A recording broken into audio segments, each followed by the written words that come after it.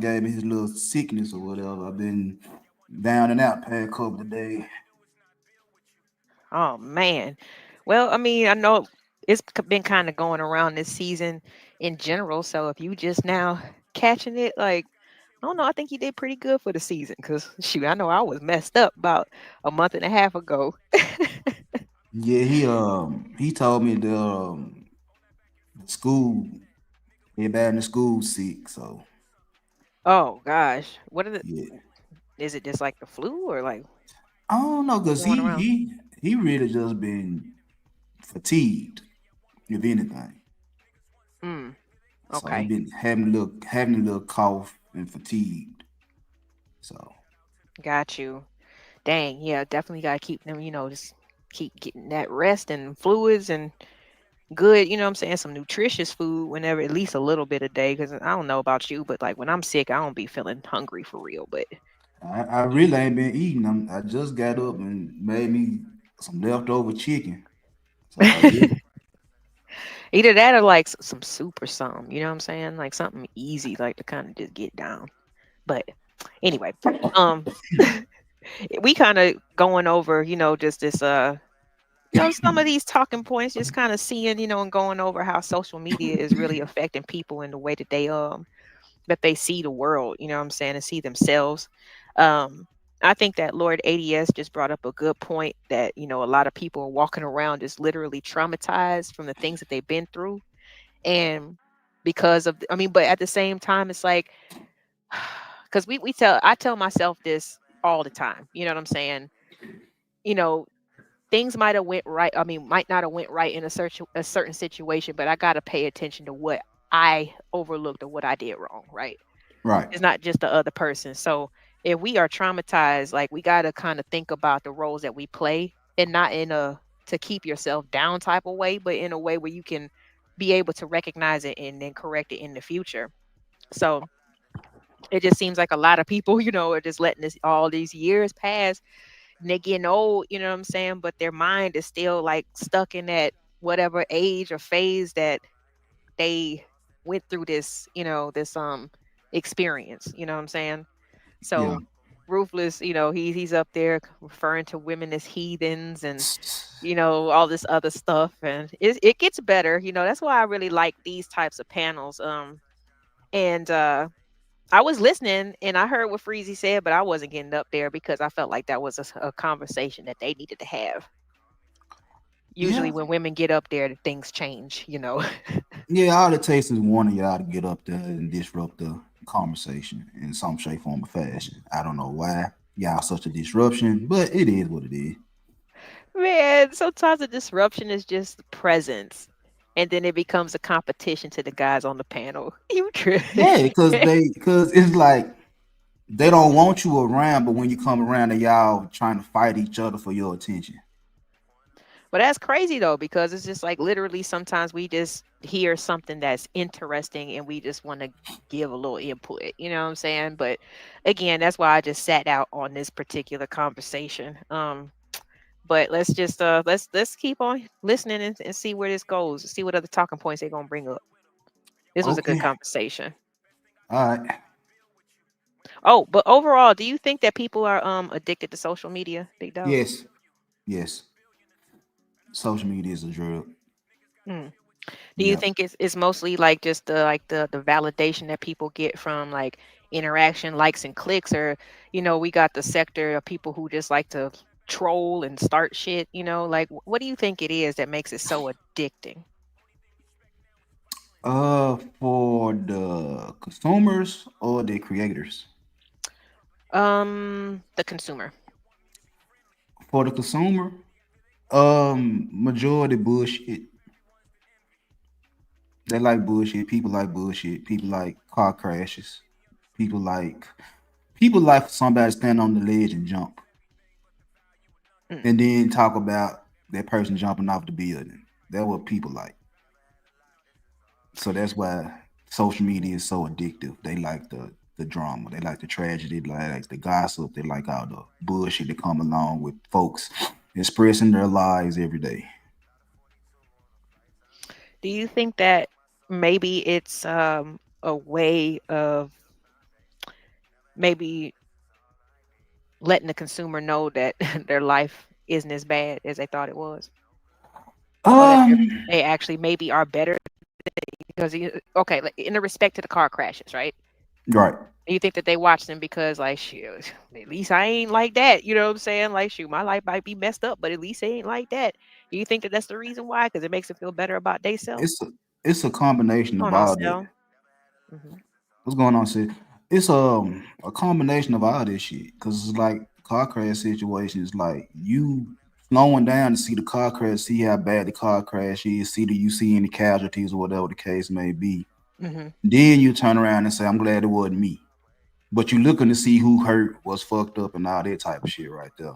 Then you can pass judgment and say, I'm glad it wasn't me. It could have been worse. It could have been better. You know, it's looking at the picture first and then making your opinion of the picture.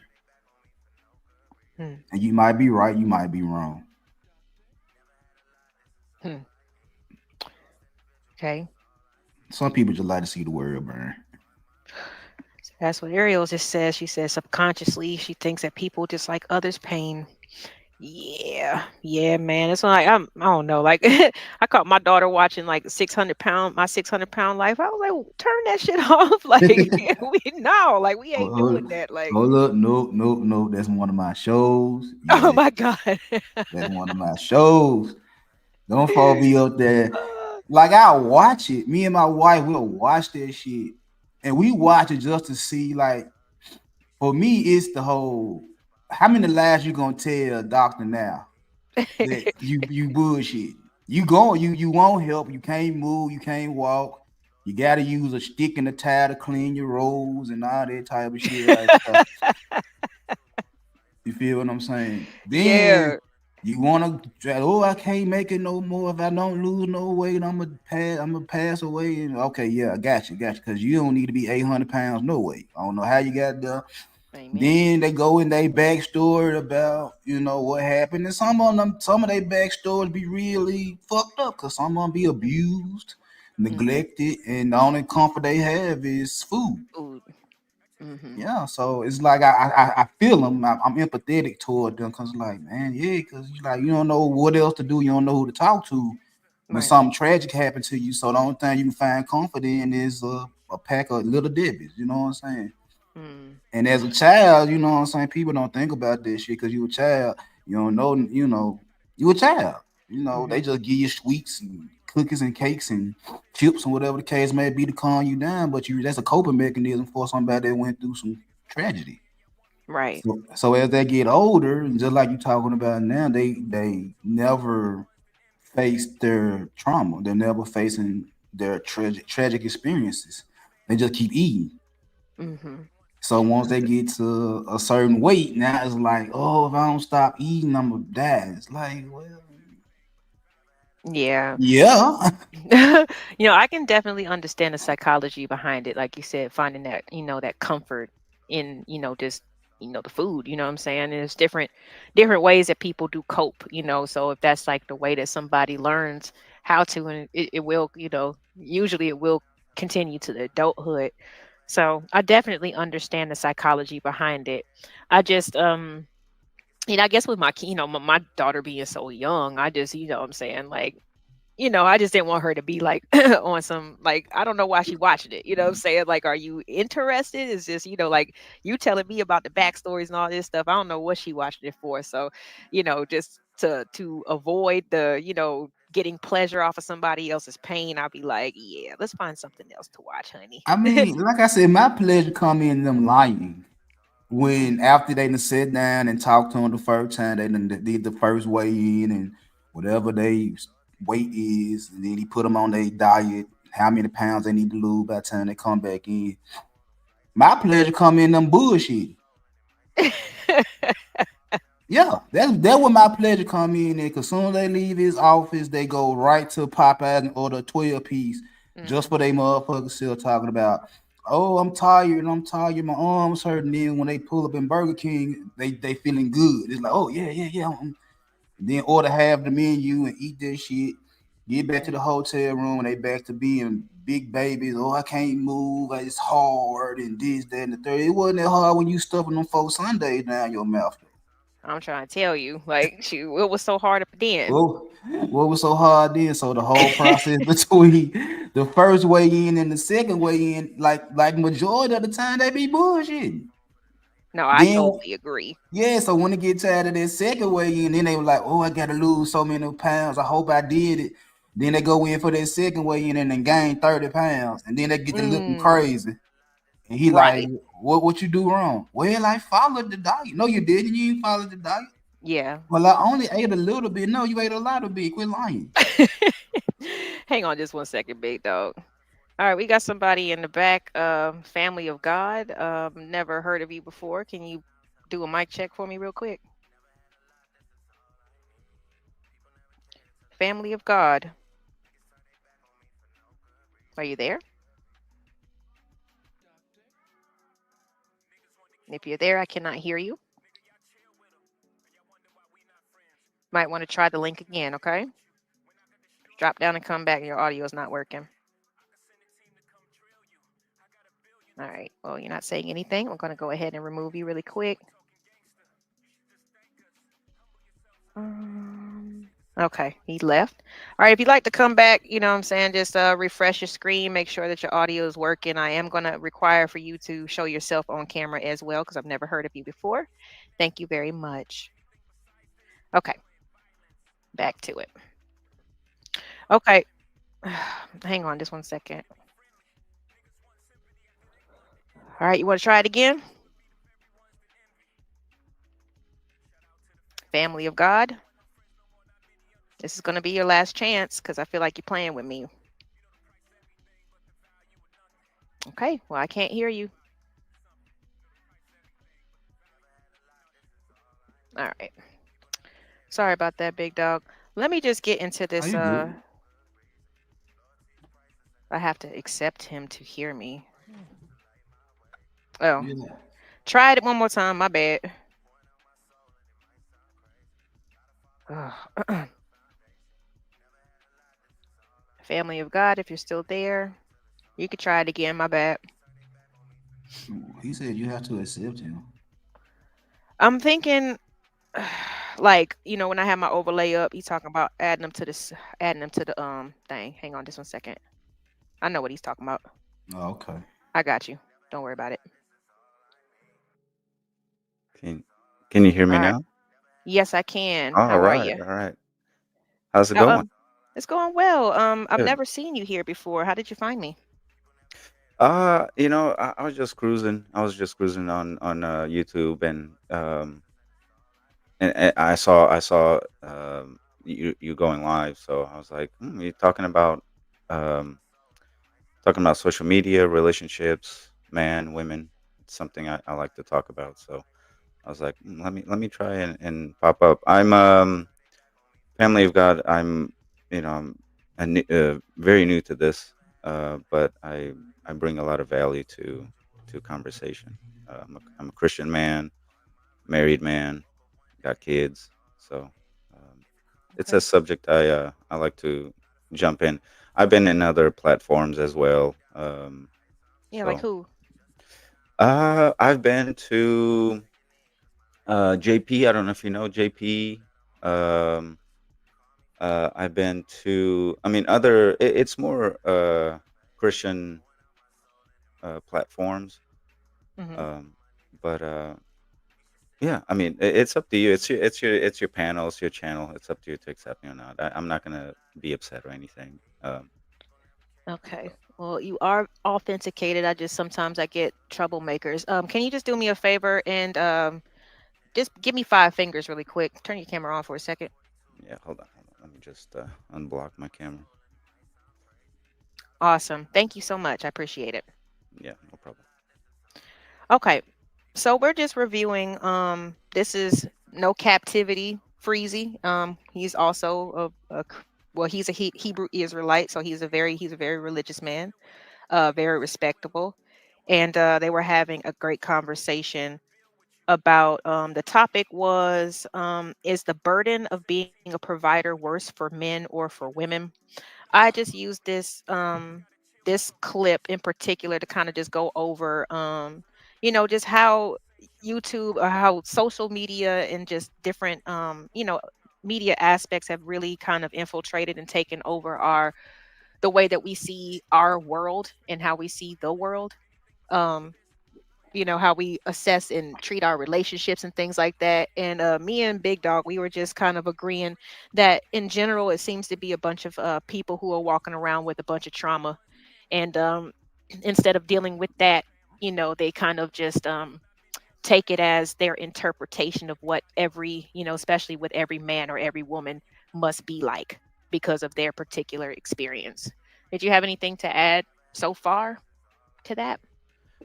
I think social media, since it's become big, I think it's a brainwash kind of thing, and it starts very early. Kids nowadays, parents, they give their kids tablets and Mhm. iPads and phones and whatnot. And it starts early, and I believe it's a brainwash that a lot of people don't think about. Um, and brainwashing is something it's not visible, right? It happens in the mind, and I Mhm. think that's what's happening all over the world. Social media is brainwashing, and then people get attached to it. Um, and I think like you said. I think it was you that said that.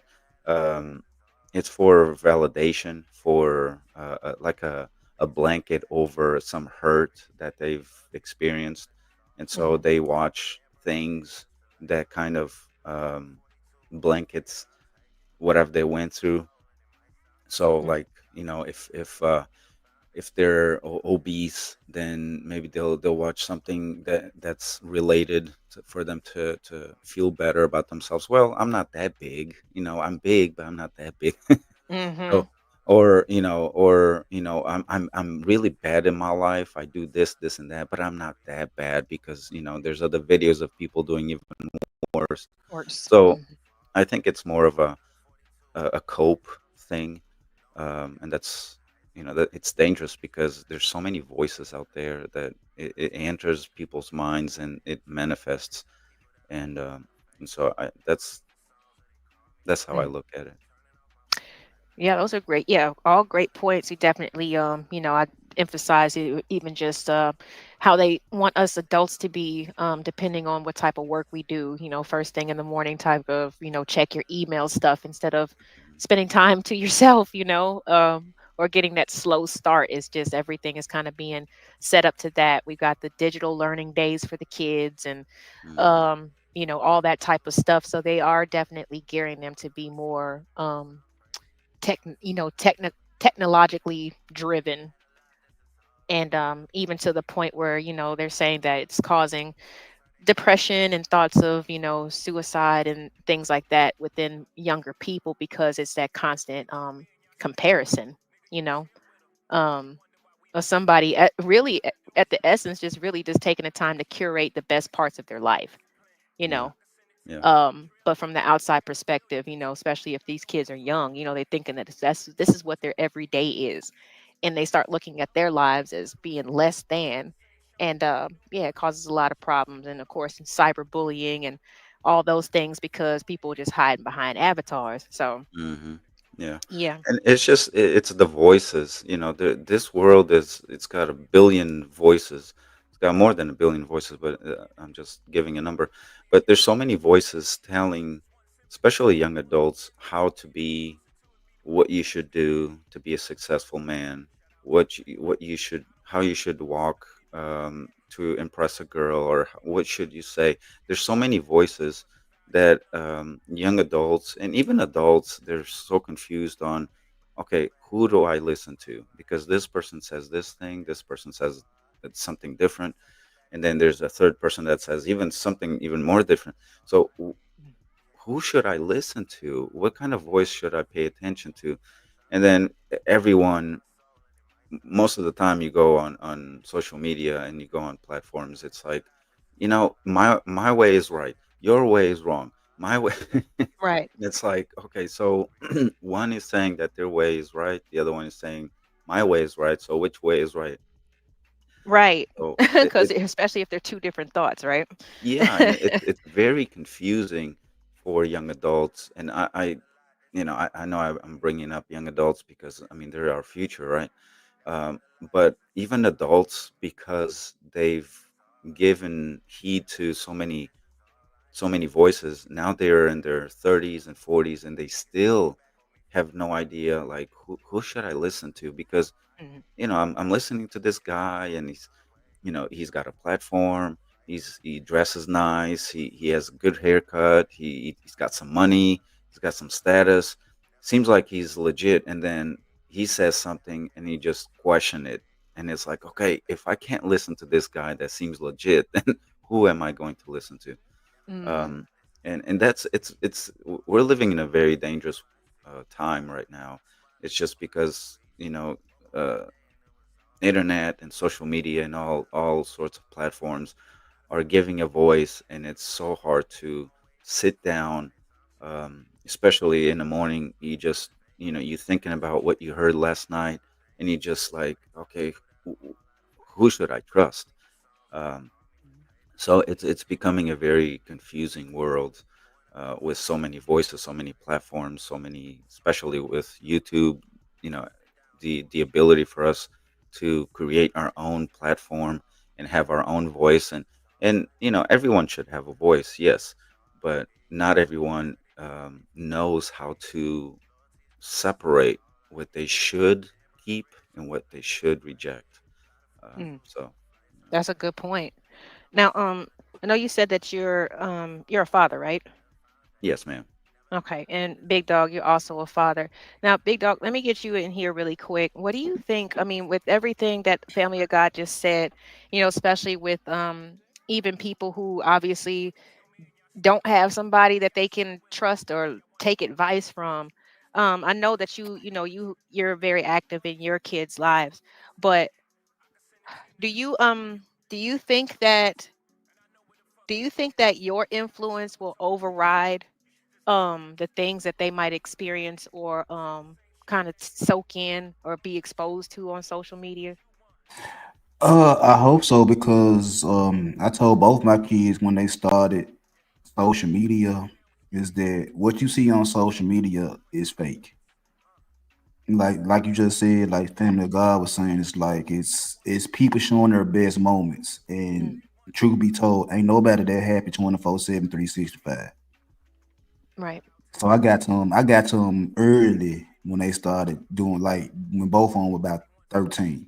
When first I allowed them to get on social media at 13, both of them. And when they first started, I was like, look, it's not what you think it is. That everybody is happy every day, all day. Like that's a lie. You know what I'm saying? And as both of them got older over social media, they start doing other things and start seeing everything. So it always come back to reality with them. It's like I heard so and so and I saw so and so, and then we'll talk about it. And I'm like, well, it may be right and it may be wrong. I said, but keep watching and you'll see. So yeah, I got to them early and let them know like the majority of shit you see on social media is fake. Yeah. Do you think that, and it's gonna sound silly, probably like in our older ages, but do you think that peer pressure is still like a thing that actually like affects people our age? Hell yeah. Yeah, yeah. I had to ask. I know it always be sounding like Yeah, silly questions. the need to fit in, the need to be in a circle. Yeah, it's everyone wants to be the same. Everyone wants to be on top. Everyone wants to be a leader.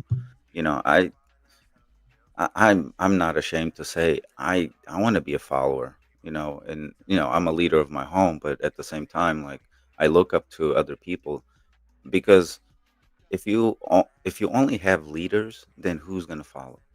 Right. In the military Mm, and very successful businesses, you have leaders and you have followers, to make the whole thing work.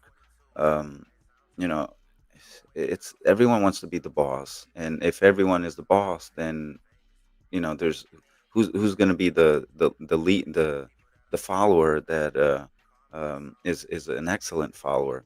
I when I find a good leader that is older than me, that has been through life, and it's got all that good wisdom. Yeah, I want to be that leader so that one day I can be also, um, or I want to be a follower so one day I can be a leader. But it just seems like people want to be leaders at a time that they should be learning, they should be following. And you're having young adults, you're having 20, 21, 22-year olds that are still in the process of learning, but they want to be leaders, which, yeah, it's good for us to want to be leaders. Now, there's a difference between that and are you ready to be a leader? So it's,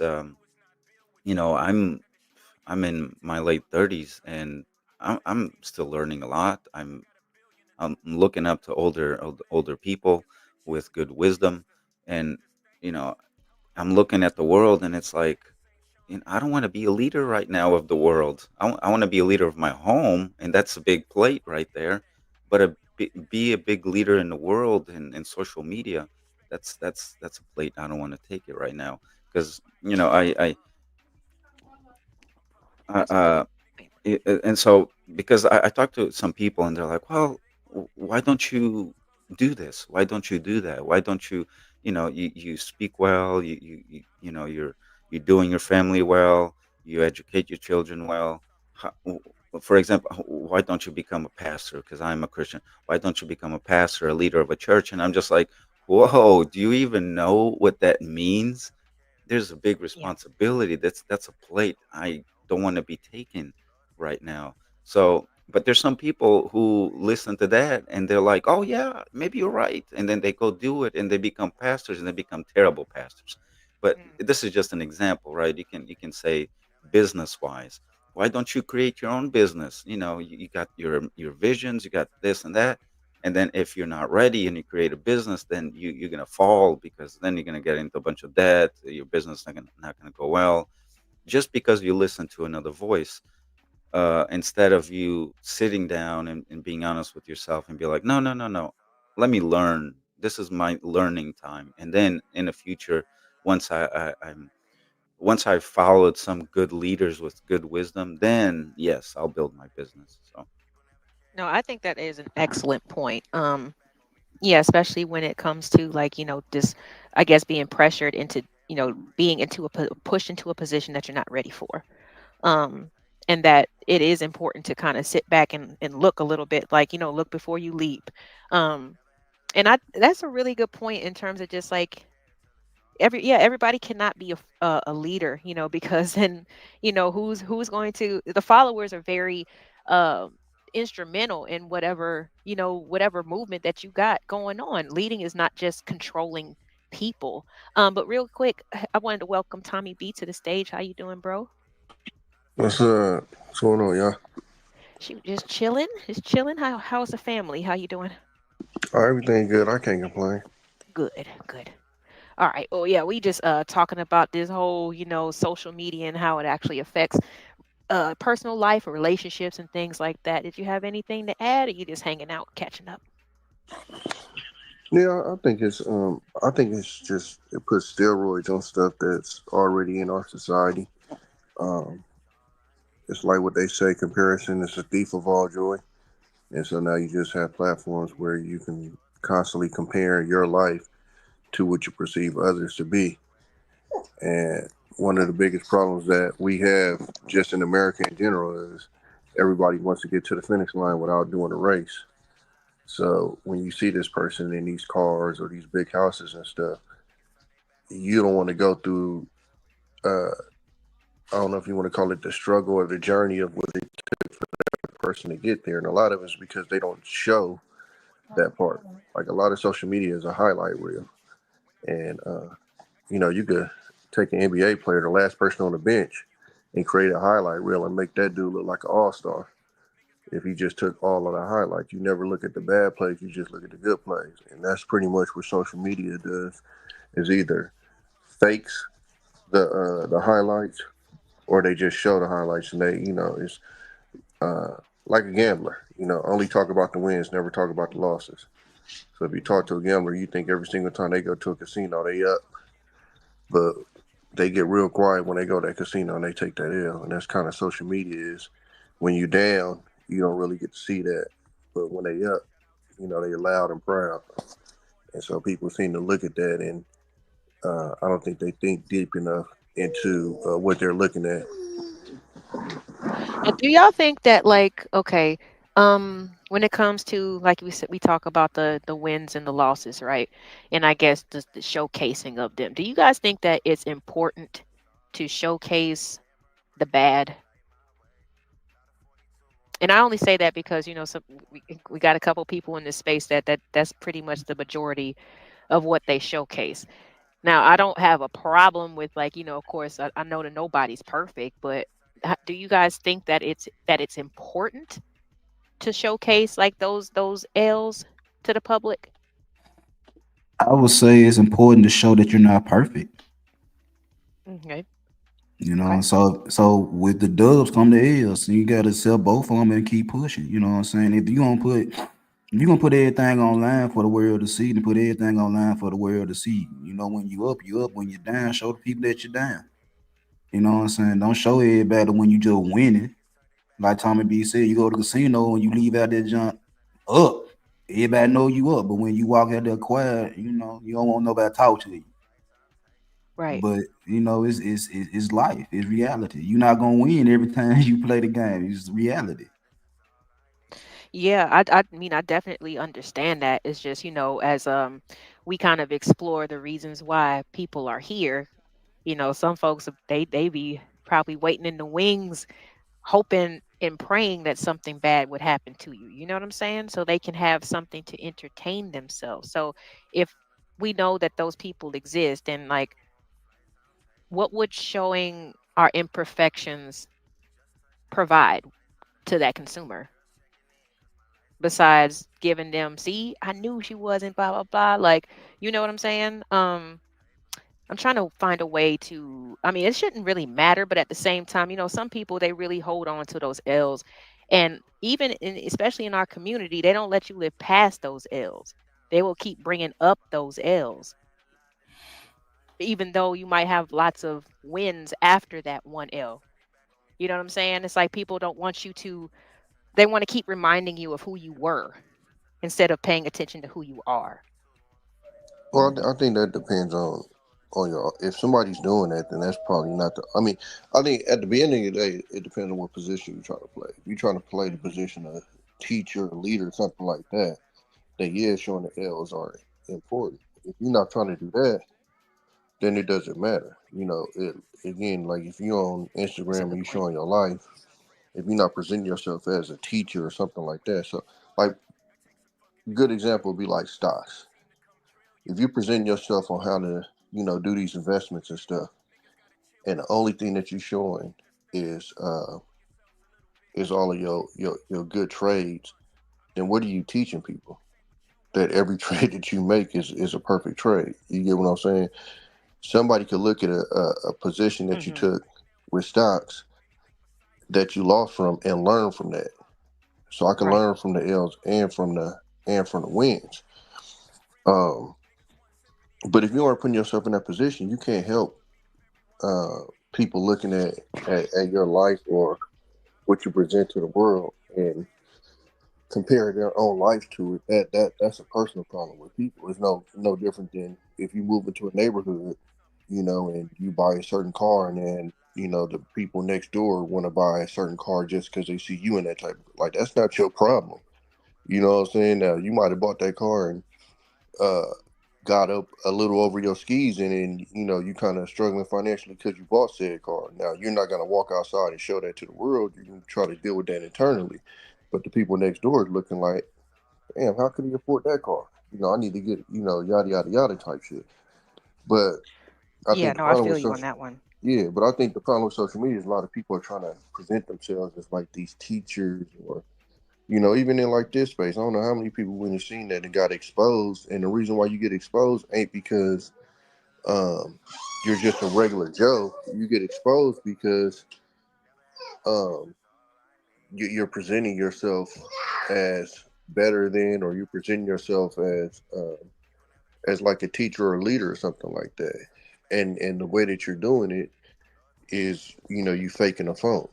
And so when people find out, you feel me, what's really going on, then that's when they tend to pounce or whatever. But I think if you sincerely um are moving a certain way and you just so happen to take an L, I don't think people are going to dwell on that. Now, naturally, people you're gonna have jealous people, especially if you up and they see a chance to kind of get at you because of an L.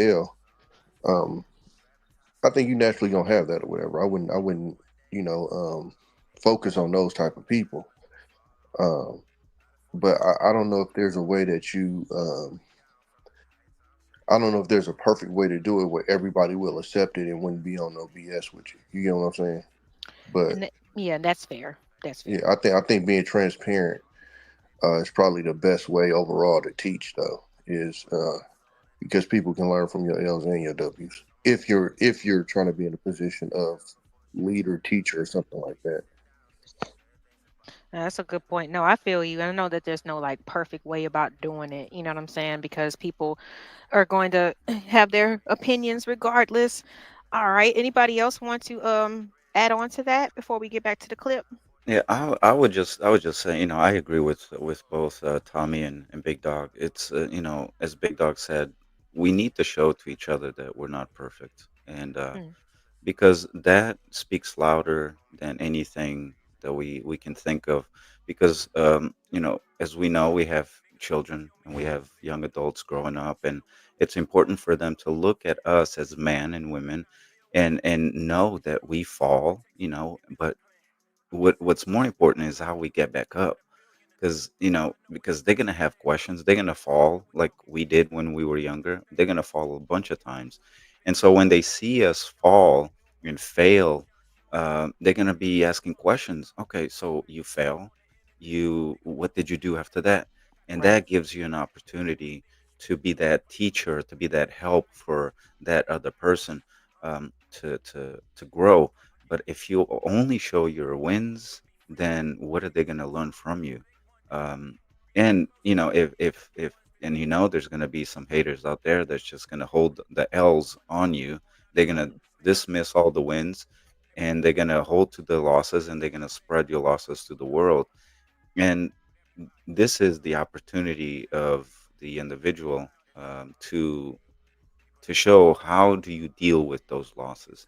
And depending how you demonstrate that is going to be beneficial for the the world, or is it gonna be it's gonna be bad for you. So it all depends on how you show it. Okay, I lost. I'm expressing that I got an L on this.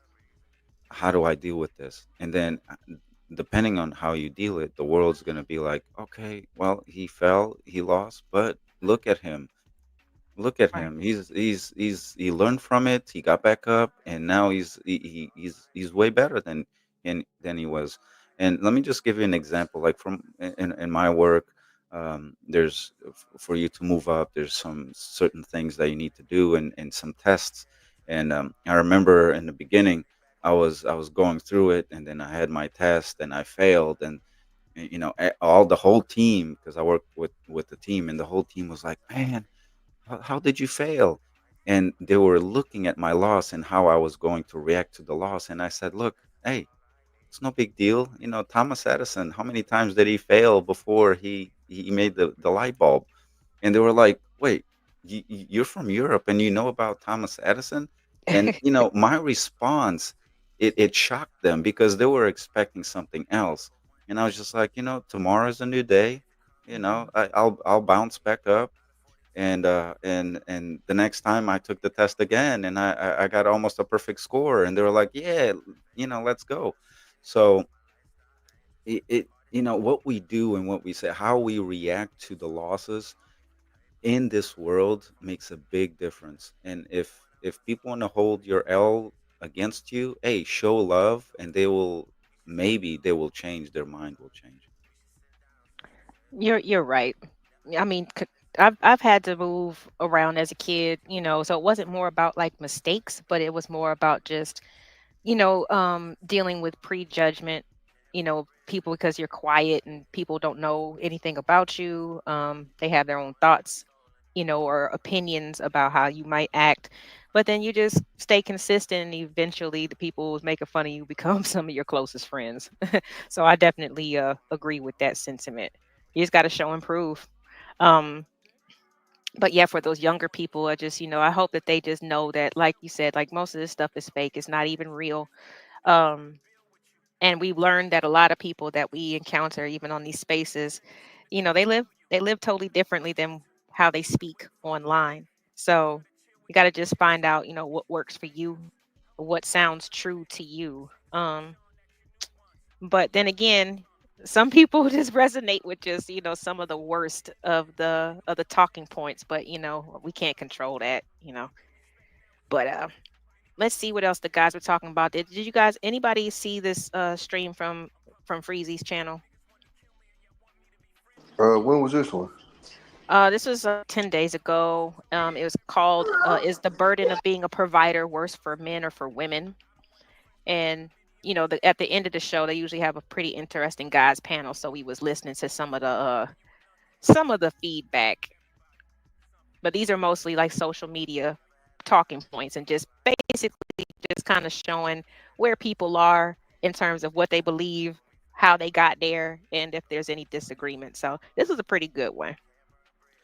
Hey guys, I don't mean to cut anybody off. I gotta go. I gotta go and have dinner with my wife and my daughter. But Awesome. after that, if you still on, and maybe I can jump back in. Yeah, for sure. If we're still live, feel free to come back. You're welcome All right. anytime. Thanks, guys. All God right. bless you, and yeah, keep doing what you're doing.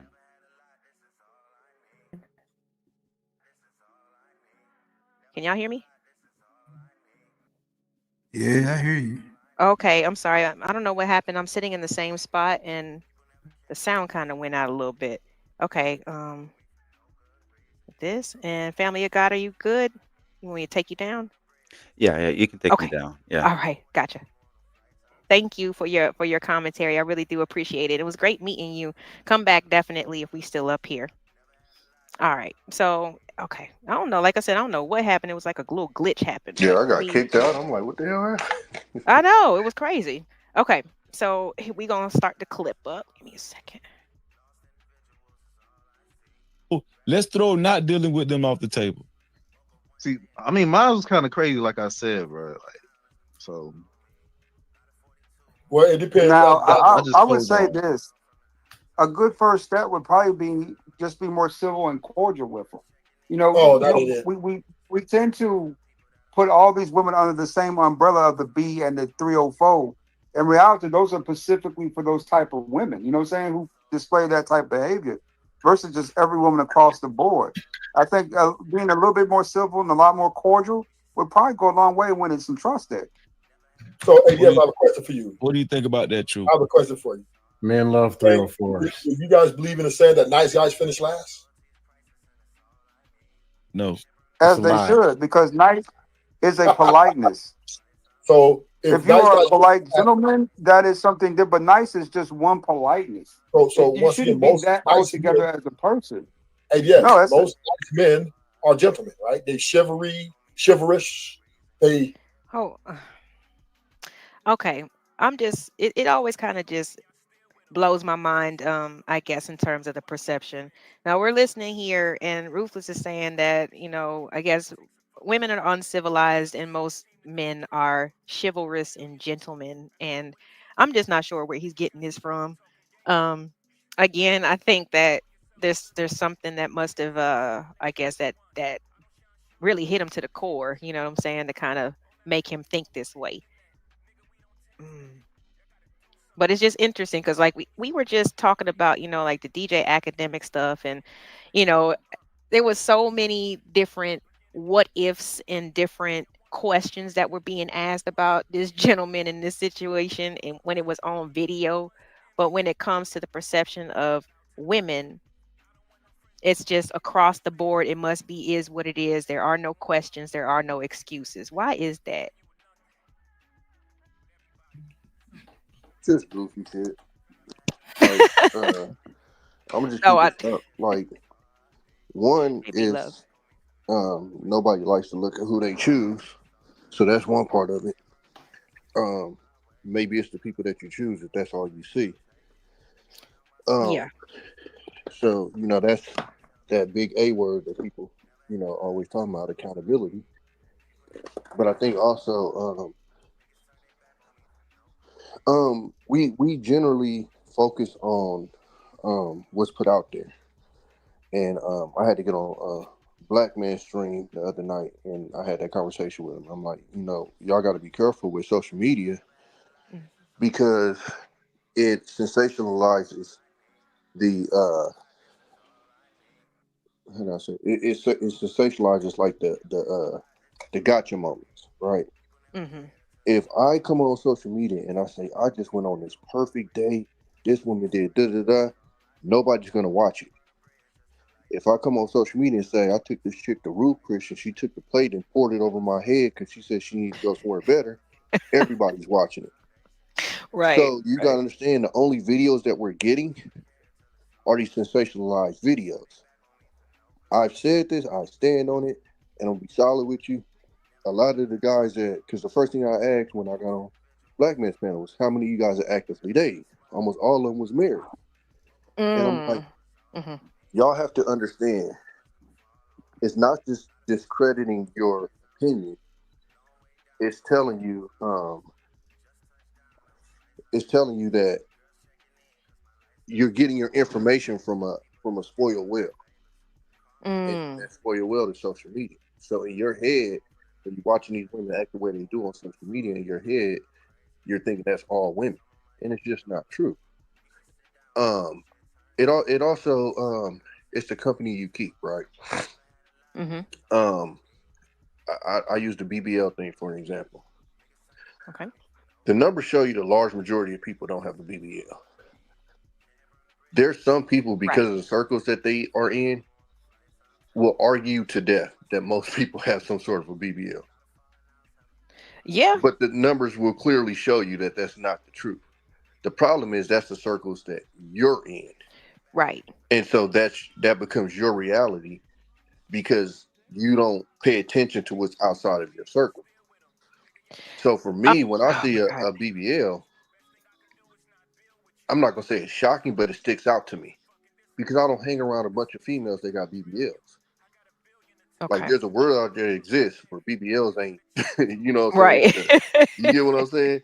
So Right. No, I'm so glad that you say that because that's I wish that people would say, well, the women that I've met or the women that I've talked to instead of just women or the men, you know what I'm saying? Because it is true. It's like what circle, who you be dating? And I've yeah, said that so many times, like, who are you guys dating? Like, where are you meeting these women? Where are you going? You know what I'm saying? Because like it will change I'm not saying it's gonna like well, it's pretty much indicative what you're gonna get depending on where you are. You know what I yeah, mean? So I totally agree with what you're saying. So you said, yeah, BBL's like no, like I don't see that on a regular.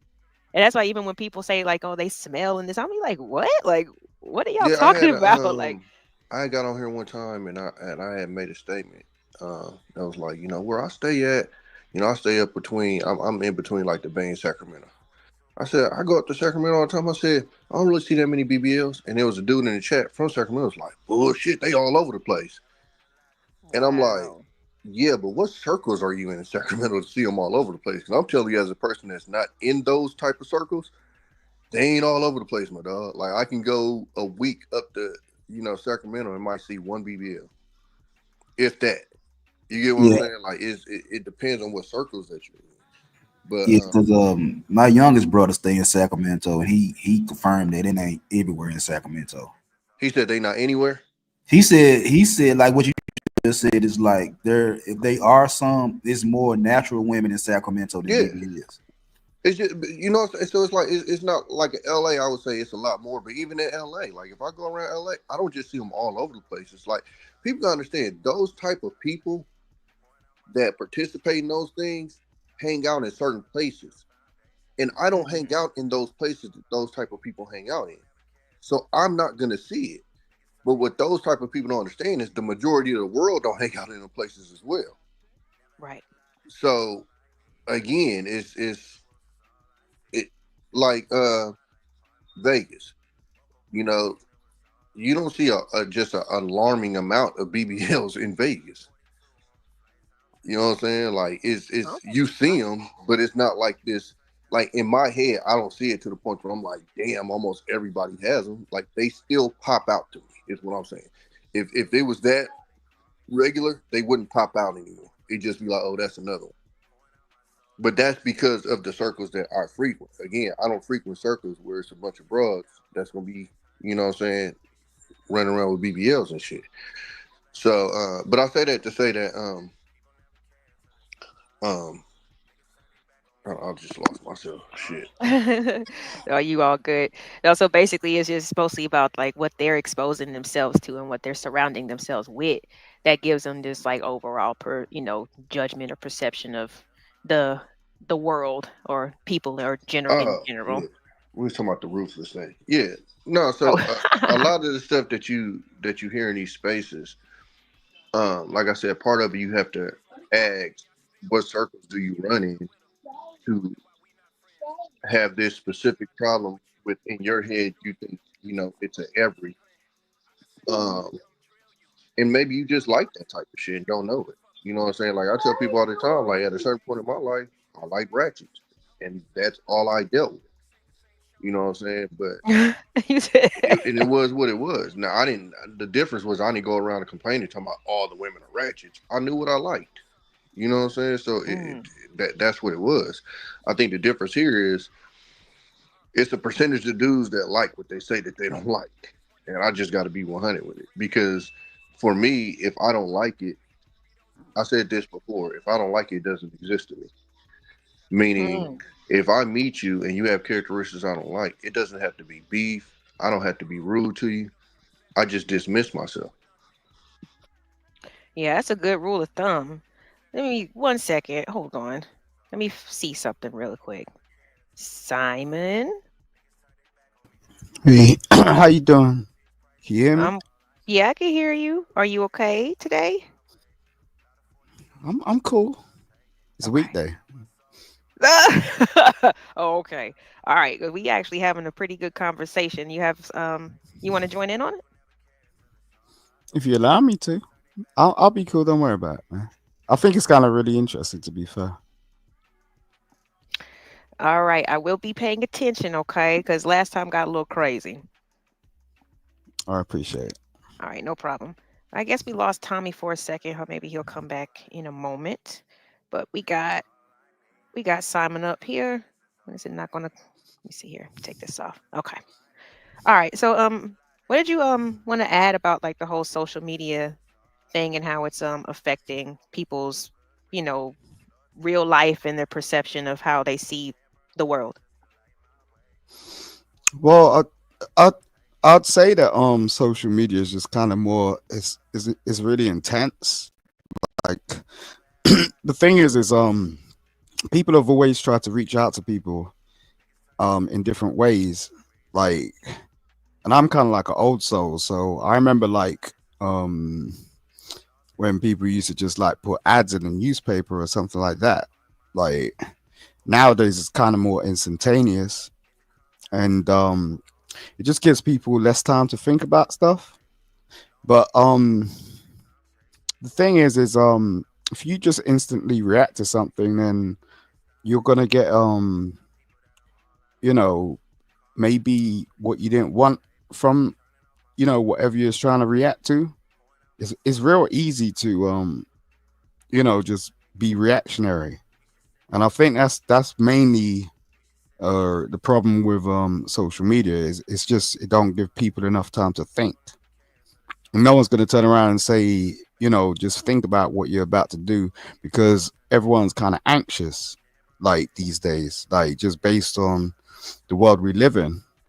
um so like, let's say like I connect with someone today, I might not want to lose their attention, so I'm gonna do everything and anything just to you know say whatever it is. And what what happens is you know, on upon reflection, you might go, "Oh, I didn't mean to say that, or I didn't mean to do this," but the peer pressure element of it is kind of high.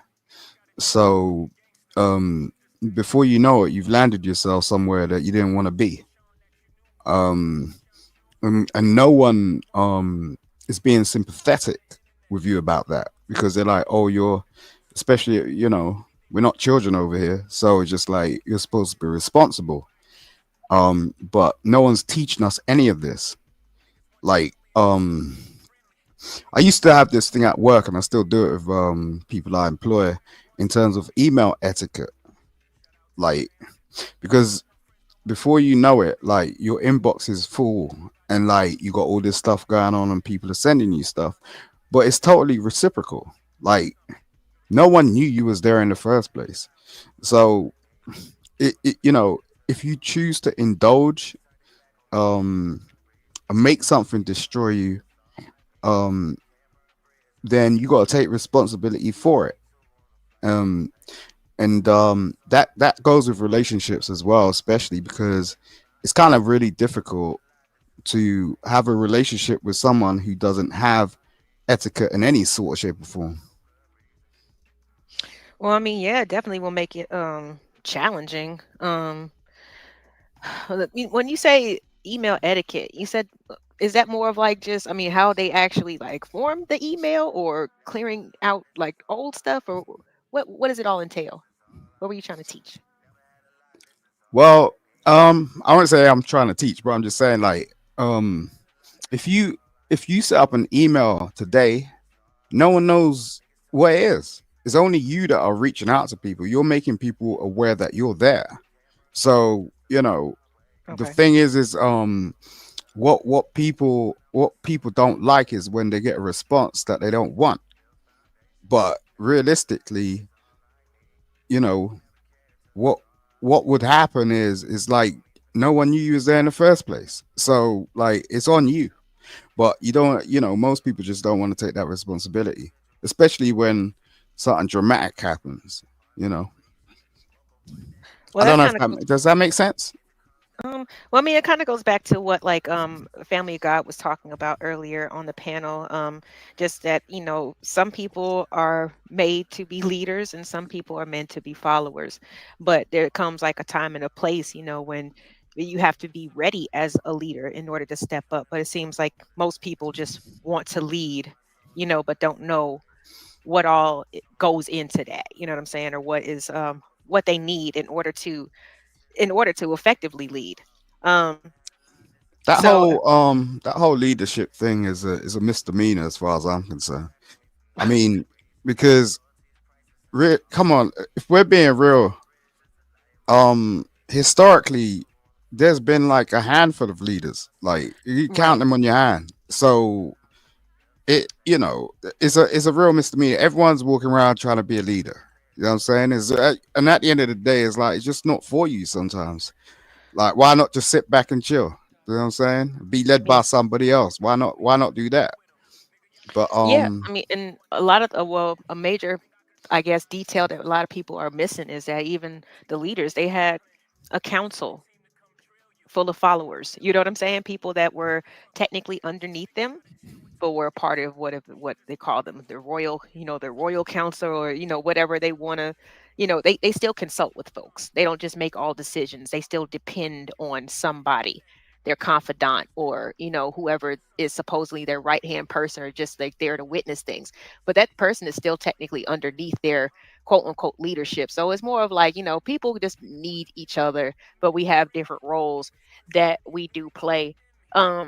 I was going to get back into this clip from Freezy's channel just to hear what the guys were saying, and we can definitely chime in on some of the some of the crazy thoughts that Mr. Ruthless has there. Just the way of his thinking is entertaining. But let's listen to it real quick.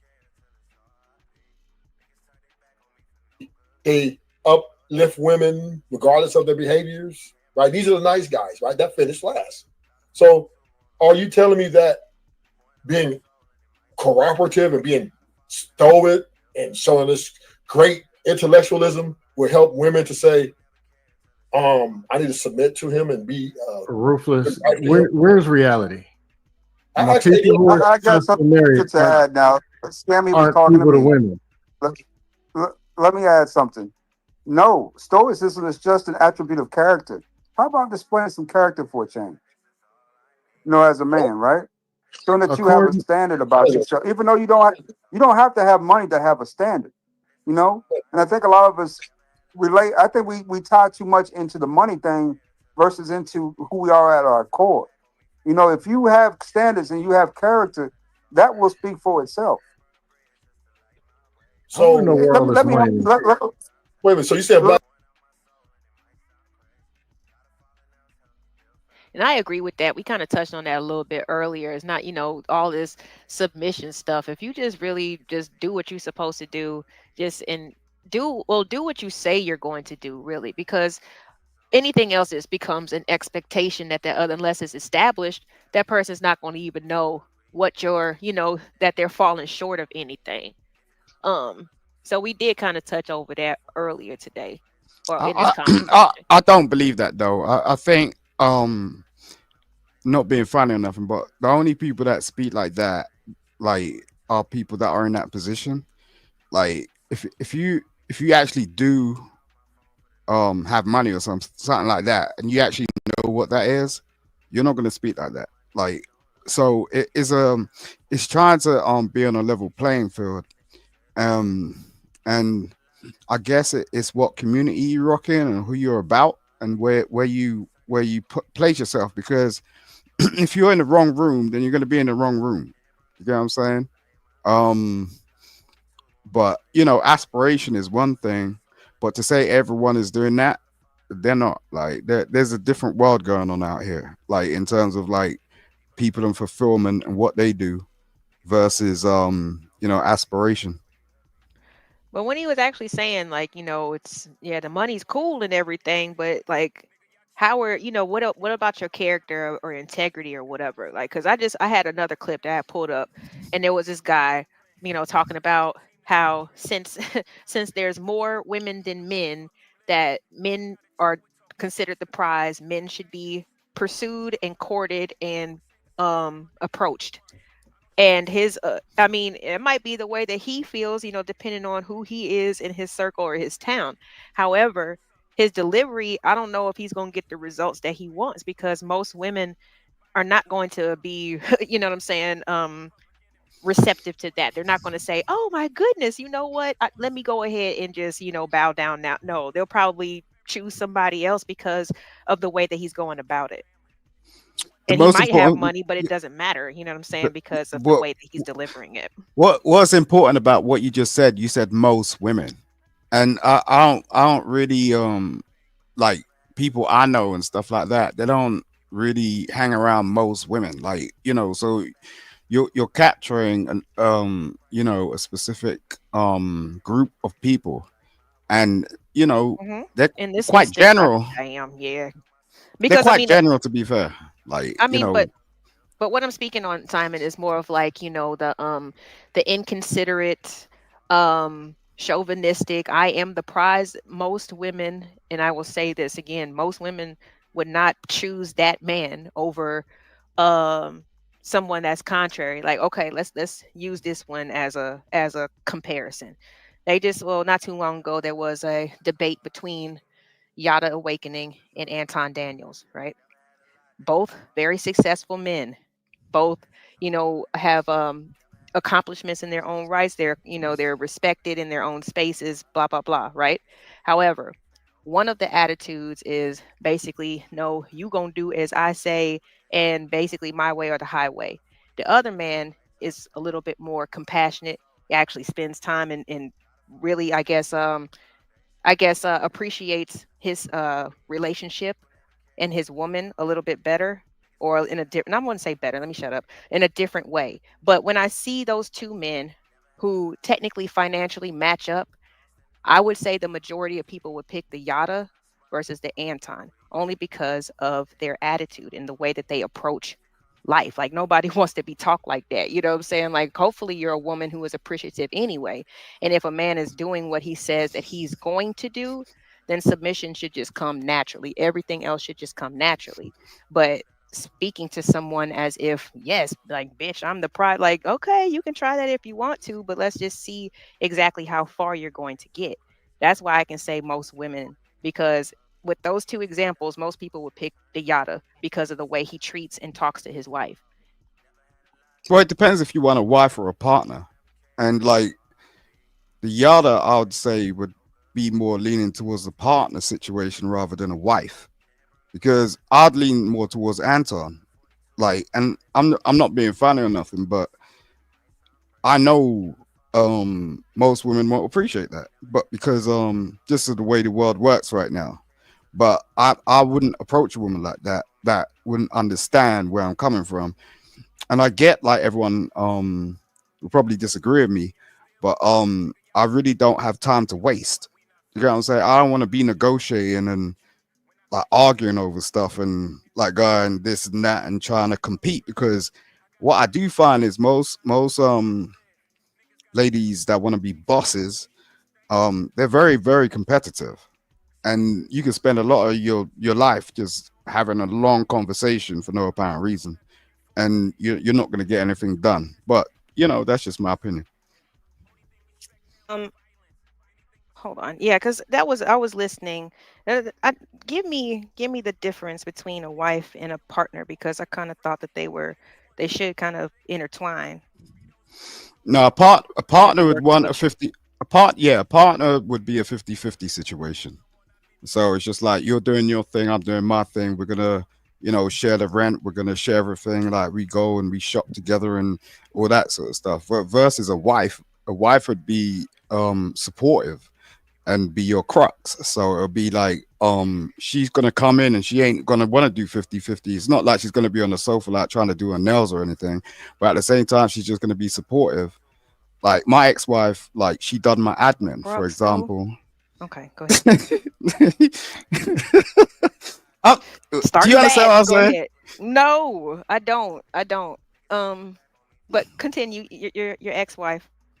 No, because I get where you're coming from. You get what I'm saying? Because I wouldn't see you as that type of person, like to be like a wife. I'd feel like even the way you're just speaking, you'd want a Damn. partner. It's not that you can't be a wife. I'm just saying, like you'd want a partner.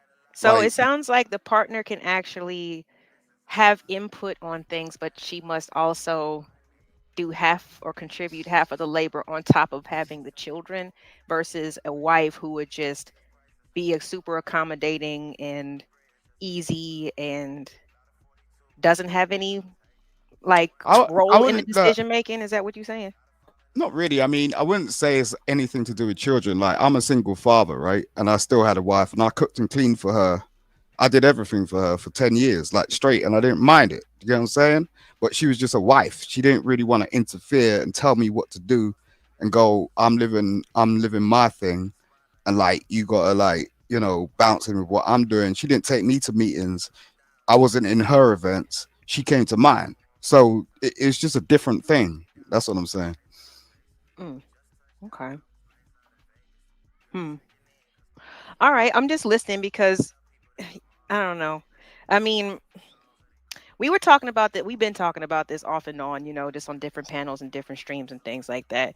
And another thing that's kind of been brought up in this space is that in order for like a woman to be a wife or a good wife, is that she has to be broken down in some way and her man build her back up. Basically, her memory has to be erased and she has to be reprogrammed by her husband to whatever he wants. And so it's like, okay, to each their own, but like Simon, with you raising your daughter, don't you want her to remember the things that you taught her? Don't you expect her and want her to be a individual with their own personality? And don't you want her husband to actually identify and pick her for those qualities? Yeah, my daughter's kind of different from my wife. But She's your in a daughter different might generation. be your wife one day. Yeah, she probably will, but she's just in a different generation. So my ex-wife was just she came from somewhere else, and that wasn't her expectations. So she was quite happy to just you know, be the wife. Like, you know what I'm saying? So I do understand. I'm not saying I don't. That there are ladies out here, that are strong-minded and want to be independent and all that sort of stuff. But at the end of the day, um, that's not being a wife. That's being a 50-50 partner. Like, I've come across so many ladies when they want to go, okay, let's have a relationship, but they're like, are you moving in with me? And I'm like, are you moving in with me? Do you get what I'm saying? And it's just like, just to start that conversation is the wrong thing in the first place. Like, it shouldn't. And when you're talking about submission and things like that, it's not really about, someone being a slave or someone dictating to you what it is. It's working as a partnership. It's like going, these are your strengths, these are my weaknesses. These are my weaknesses and these are your strengths. Let's work together. And we've really run away from that, especially in this day and age. But if you're basically saying that, like, you a wife or I guess like versus a partner is someone who does not interfere, you can't throw in the word partner because we're not doing things together. There isn't any strengths or weaknesses that are being recognized, in my opinion, because I mean, there's some women who are better at managing money than there is the man. Now, the man might be able to make the money, but the woman might be able to allocate it better than the man. But since she's the wife, is she supposed to just get out your way and just let you lead the family until whatever? Or do we actually appreciate and see what each other's strengths and weaknesses are instead of getting into these silly gender roles where, oh well, you're a girl, you're not supposed to be good with math or whatever. There's lots of women who are good with math. There's lots of men who are good at cooking, and you know what I'm saying, sometimes better handling the children and got more patience than the wife does.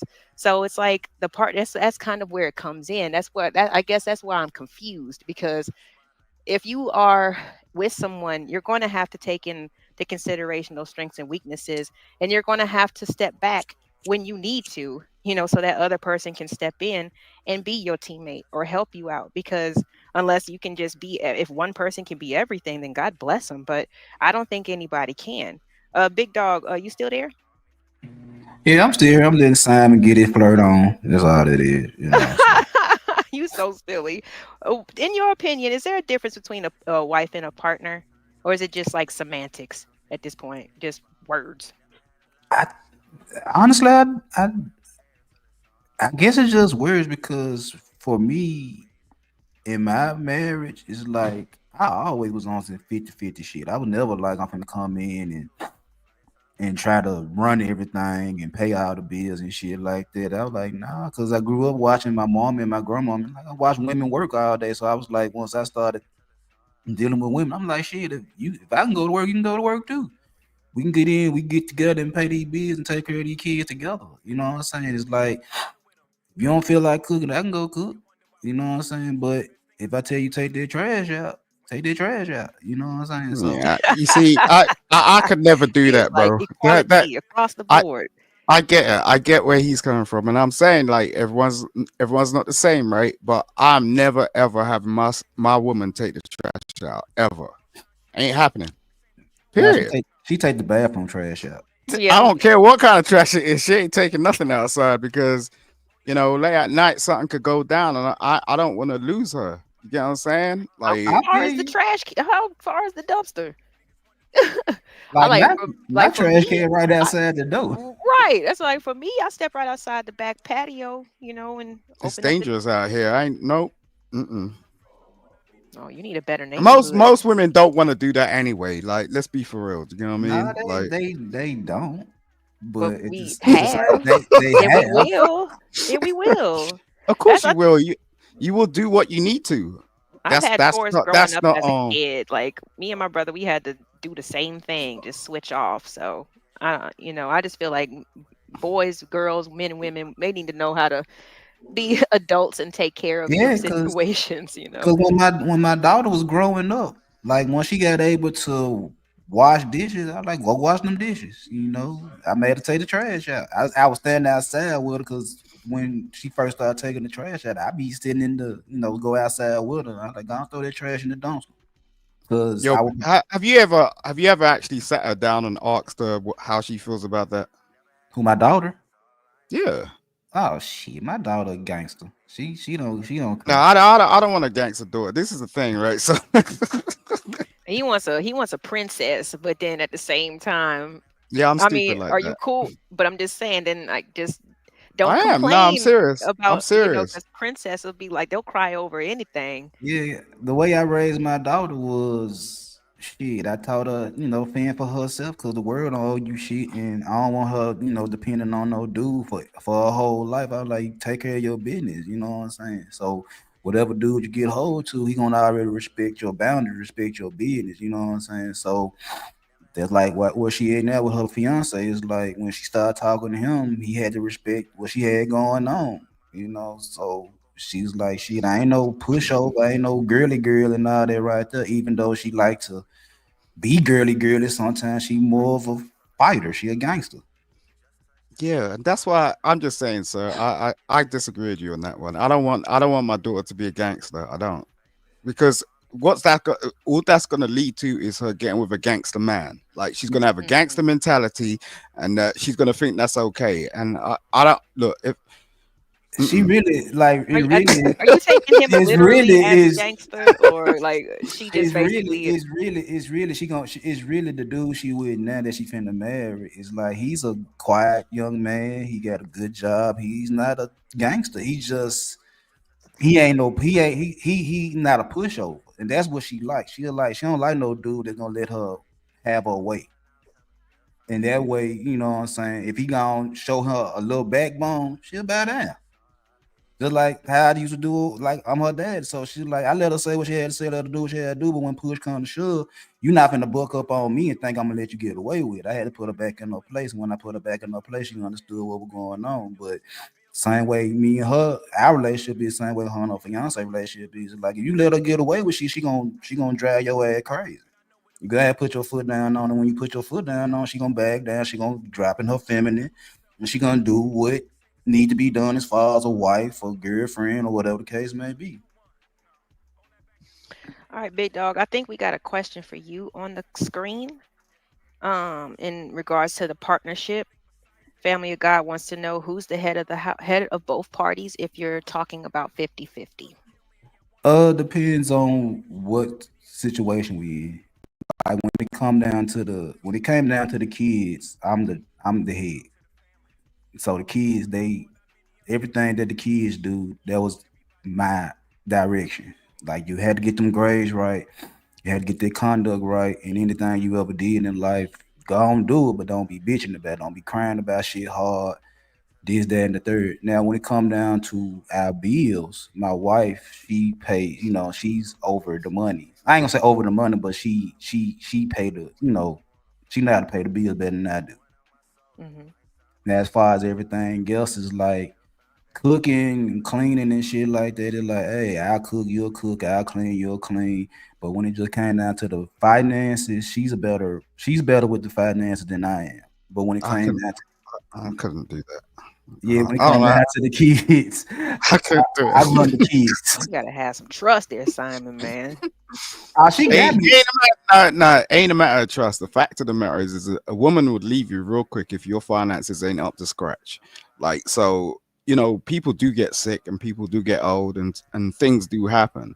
So, if you're relying on a woman to actually bring in 50% of the income, the moment you something goes on with you, she gonna run.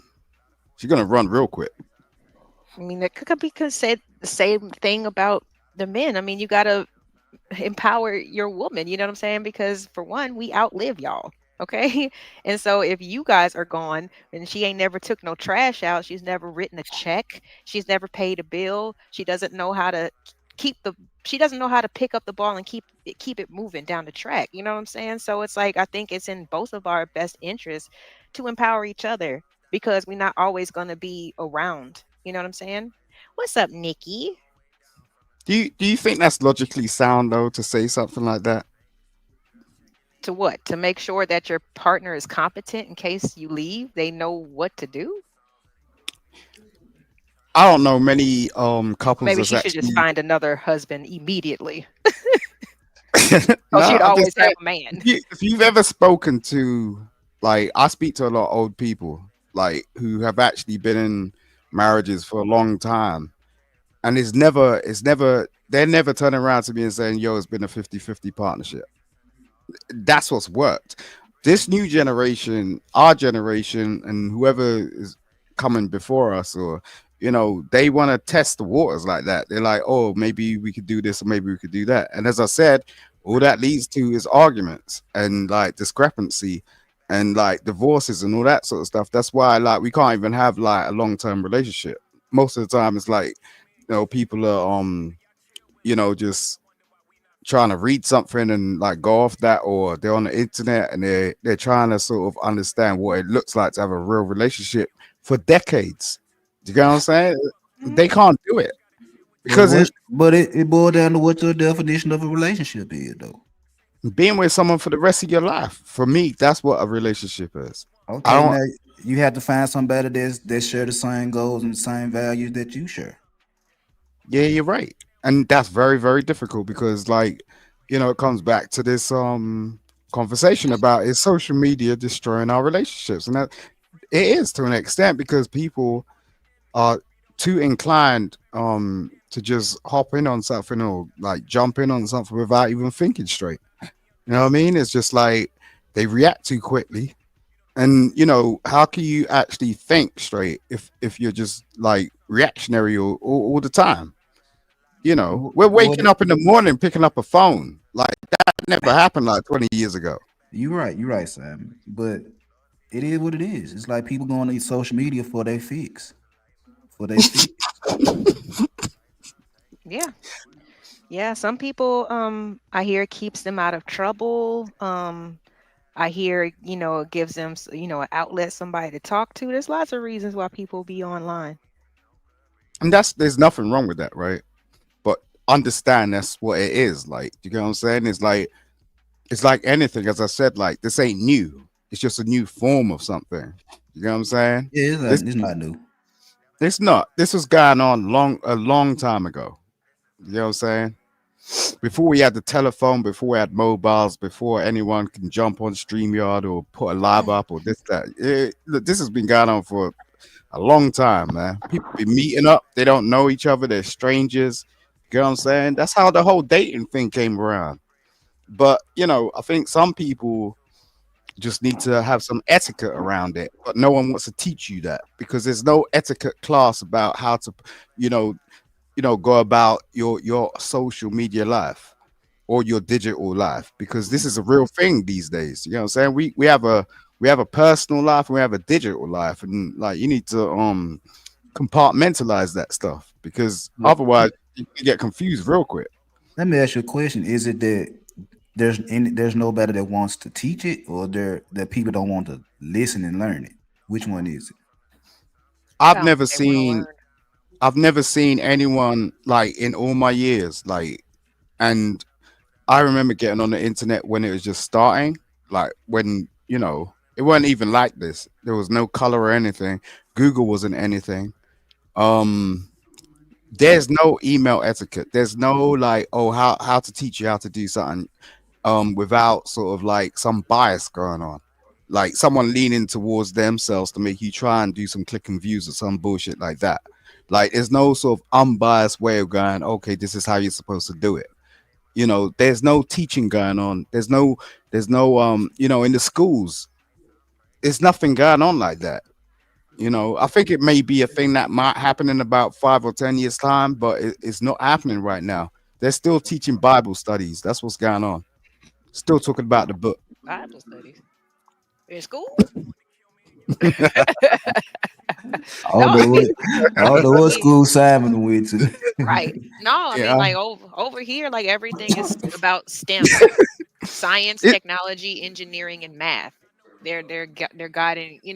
Every kid has a tablet.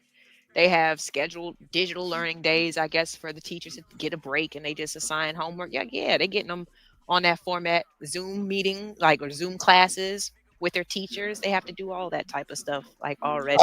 I don't let my child near a phone. or tablet. Well, like don't bring her to the states then, because she gonna have No, no, a she laptop. no, no, no. Don't look. It's a choice. You get what I'm No, the saying? school. It's I like mean, the school. But if she has, okay, well, what if they have the scheduled digital learning days like they do every year or every quarter, and your child stays at home because the school's not open and she don't do her homework? Then what? you talk about homeschooling. And that's still digital, Simon. No, I'm just asking. Is that are you talking about homeschooling? Because I know No, that's prominent. no, it's almost like a hybrid type of situation. It's in public schools here in the states, and I think we might have our county might have like 4 or 5 like during the first semester, and then maybe another 3 or 4 during the second semester. Okay. And they actually require them to stay at home. Like, I don't know, they call it like teacher workshop days or whatever, but yeah, they just get assigned homework through their email and different learning platforms. Like there's math platforms that will also kind of teach them the lesson during when the teacher's not there. It's like a hybrid situation, kind of similar to how they've been doing with the adults, having them work from home on like maybe 2 or 3 days a week and then coming to the office the other 2 days. Like, it's kind of weird. I don't know if it's weird, but I don't think people question it. You know what I'm saying? Like the funny thing is I as I said I wouldn't allow it. I'd question it because they're paid to do a certain type of job. So if they're just like being detractive and going, oh, I'm going to leave it over to you. Like I've worked in schools and colleges and universities, and I've had head teachers like for real turn around and say like it's been the hardest thing to teach my child from school, like out of my house and hearing about. And it's just like I wouldn't take that upon my shoulders. I'd have to question it. It's a little bit more challenging than it looks. It depends It's on much. what your It's job is. I mean, when COVID came and they shut down for the whole year, they never reopened for the year. So you got to think about those kids that were in kindergarten that missed all that, hands-on learning. People they kind of got set back a little bit. no, I was out here. I was actually working in a college when COVID went down, and the stories I heard and all that, and what was going on, and this is why I mentioned what I just mentioned because even the teachers themselves were struggling, like just being at home with their partners for more than 2 weeks because Yeah, lots of courses they were they definitely they were increased not in their used to pay. it. Like, and this is where everything sort of turned around. It's just like, you know, our teachers are teachers, and then we start questioning that, right? So it's kind of easy to like go, okay, just hit a link or someone send you an email, like, but I ain't gonna do that with my child because I want to show her something different. Like at the end of the day, there's plenty of other ways you can educate somebody. You could go to the library, you could go for walks, you could go for strolls, you can do activities. This is learning, and this is school how I knew it when I was a kid. There was no internet around, period. So like I just think we jump on this too quick without even trying to think because it's kind of easy for a parent to just hand someone a tablet and go, okay, sit in your room and Google something. Do you know what I mean? It's too much for me. I see it all the time, and it's very very disappointing. Like but I guess this is the new world we're living in. Yeah, I mean, I think everybody is just kind of trying to just find the right balance because I mean, not only the world is changing in a lot of other ways, including employment. So it kind of does take, puts a little bit more stress onto the parents sometimes. But that's when we gotta just give ourselves that off-screen time. Put those phones down, sit on the couch. You can watch an old movie or something like that. We do stuff like that with our kids all the time. Take them outside. That's definitely what we were encouraging and giving other, those other types of suggestions earlier, especially just to kind of get a balance because it hits the kids so much harder. You got cyberbullying and all this other things that can happen because people are emboldened by hiding behind avatars and believing in these fake stories and all these different things. So it's You're right. You're right. I mean, the thing is when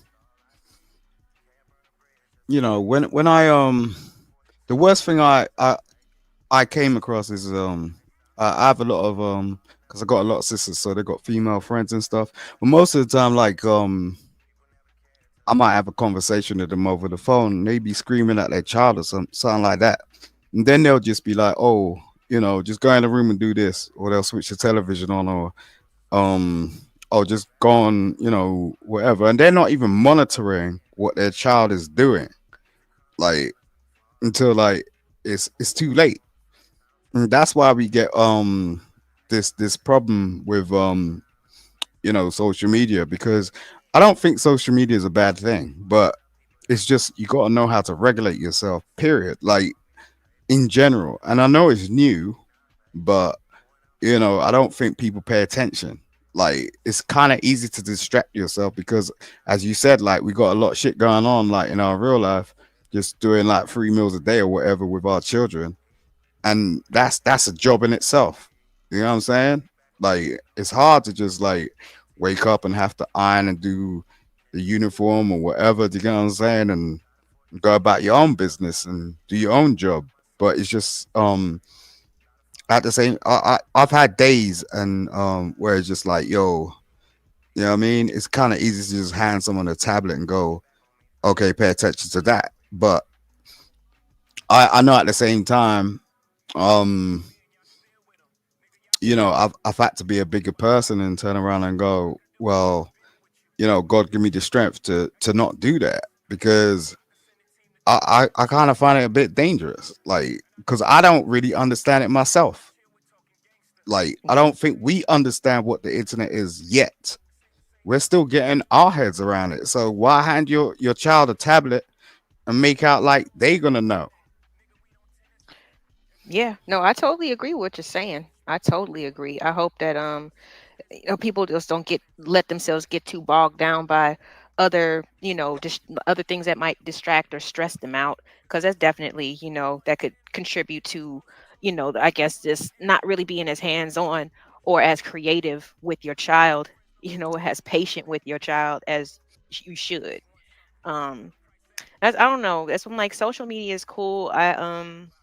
I just mostly wanted to keep in touch with people from, my past schools and of course all my family members and stuff like that. But the more I kind of like, just more looking at the other side of it, and just looking at the numbers and just seeing how this really affecting people. A lot of people don't even want to think like you are right now because of their just obsession with social media. Their social skills are lacking. So it's like if you think that if they can't talk to adults and find a a relationship organically, then uh, that they can't talk to their kids. You know, so yeah, self regulation is a big thing. I know a lot of people are on here for different reasons, but we got to find, like what were we doing before this? It's just like what were, before you started drinking or before you started doing any type of vice or any type of, anything to escape. What did you do before then? I think people need to get back to that, to at least, like I said, have some type of balance, because Exactly. everything is being so is pumped out so fast. We don't know what's true and what's false. They got AI that's generating pictures that look real. It's just it's all a mess right now. It's all a mess. Well, it ain't. I wouldn't say it's a mess. Again, like let's not make this complicated. Like at the end of the day, it's about like how you react to it. Like, and you need to understand what you're doing. It's like, why am I up here? So every time I get on the internet, I'm like, I need to check myself. You know what I'm saying? If I'm not checking myself, how can I check my daughter?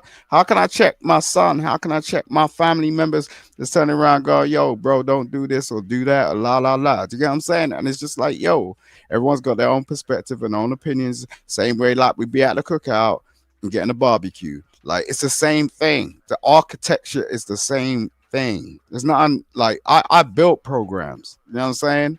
I know what goes on behind all of this, like in terms of the algorithm. So I don't really play with it too tough, but at the same time, I have fun with it. Like, and I think that's what you're supposed to do. But it's difficult for a lot of people that just don't understand it.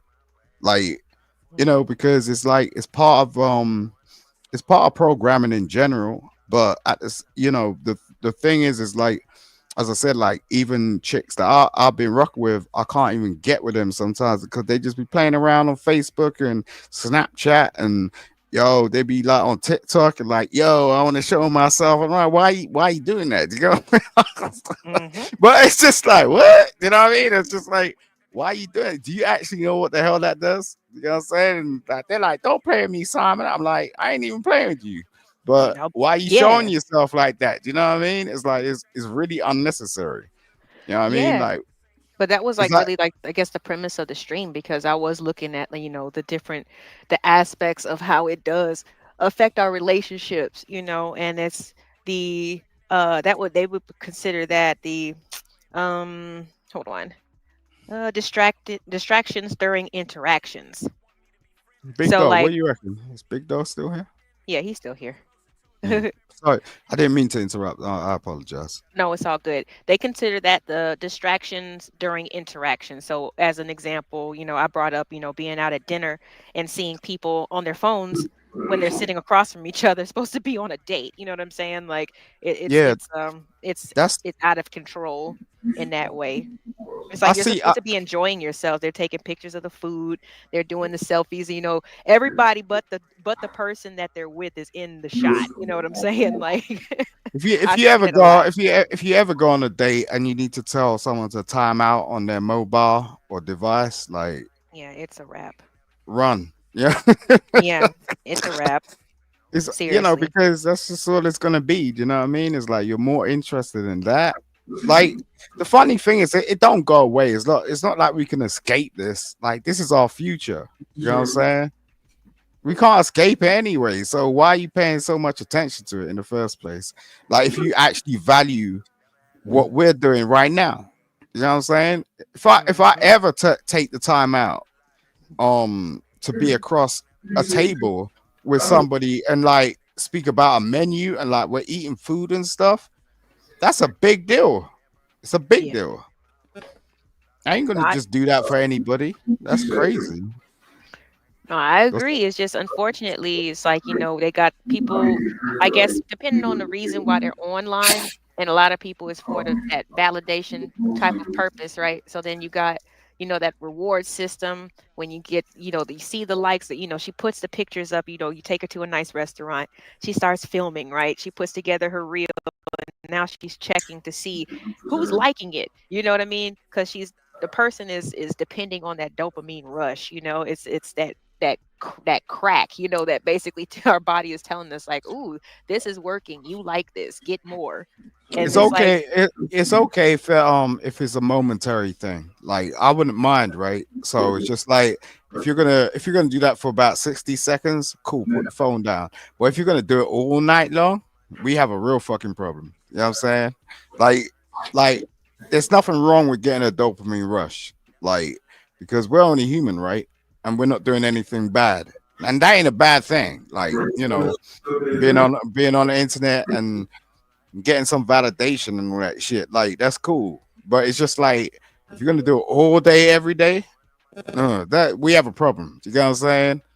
But I could take it. You know what I'm saying? Like for a minute or so, just like okay. But the problem is it leads to competition. Now I'm like, yo, you're pulling your top off. I'm gonna pull my top off. Right? You want to dance? I'm gonna dance. This is the problem. You get what I'm saying? It's like the competition is the problem, and people no, get those are outside. some of the things that exactly I was bringing down, reading down in terms of like how it's affecting or destroying our relationships. It's reducing our quality time together. It's increasing the jealousy and the mistrust. There's distractions during the interactions, comparison to others, and unrealistic expectations based off of what we see. And it's yeah, it's affecting. I don't know. It's hard to tell because they don't, of course, it's hard to tell how this is affecting people, but it's saying at least like 1 in 7 divorces is because of some You, type of over. interaction with social media. It makes it easy to bring them up. So hold on, big dog. You got TV on or something? There you go. That's my son and his partner. They in the background. Oh, okay. I'm going on mute. All right, no problem. You're right about that. I mean, the thing is that's the thing. It's kind of hard to just get someone to really understand where you're coming from. Like, and I don't want to speak on this like it's a difficult position. It's just you don't. There's not a lot of people that could relate to you, unless you're relatable to them. And most people just want to be in someone's pocket. So it's just like you try to lean towards them and make them out to be something you want them to be. But the fact of the matter is, they're never going to actually be that. Do you get what I'm saying? So I think that's a process that most people go through, and then they learn, and then they come about, and they're like, oh, maybe I tried, or this, that, and it didn't work out, or whatever. But it's just like, you know, you gotta really check your own status, and that's a hard thing to do because most of the time, if you're really like high level, it's like what they say, right? It's lonely at the top. And this is what I said. Like, I relate to Anton, and salute to Anton Daniels because if you get a chick around you like that, and like you could just do your shit, that's what you need, bro. Like we're not trying to like bounce around here. You know what I'm saying? Like we're not trying to be with everybody. So it's just like, if that chick comes into your life and you got that, I don't care. You know what I'm saying? And I know Anton Daniels does not care. Like he is solid. You know what I'm saying? And but the thing is he's married. There's a difference. Hmm. If you're trying to get into a 50-50 partnership, that's a different thing, and you're dealing with a different chick, and ultimately that's what it is. So that's the life you're gonna live, and potentially you gotta just understand that's where you're at. I ain't trying to be in the basement, but at the same time, I don't know if I'm gonna end up there. You know what I'm saying? But I ain't gonna compromise. You know what I'm saying? Like, Hmm. Yeah, I mean, it's just I don't know. Here in the States, I hear what you're saying, but historically here, every woman has had to work and contribute to the household pretty much, at least in Black communities. So, maybe that's the reason why you hear it so much because that's kind of what we used to. We never really had that luxury to sit down and just take care of the household and, you know, um, good job opportunities for our men and things like that. So we have always had to work and contribute to the household in some type of way. So maybe, like I said, I know it sounds a little like, dang, maybe that's not how it should be, but that's kind no, of it's kind of where, interesting. I'm just saying, like, yeah. the community that we're in, that's what we hear. But I know, like, I know plenty of ladies over here that don't operate like that. They don't. You know what I'm saying? And it's not like a Mhm. thing. But I do get it at the same time. So I appreciate that.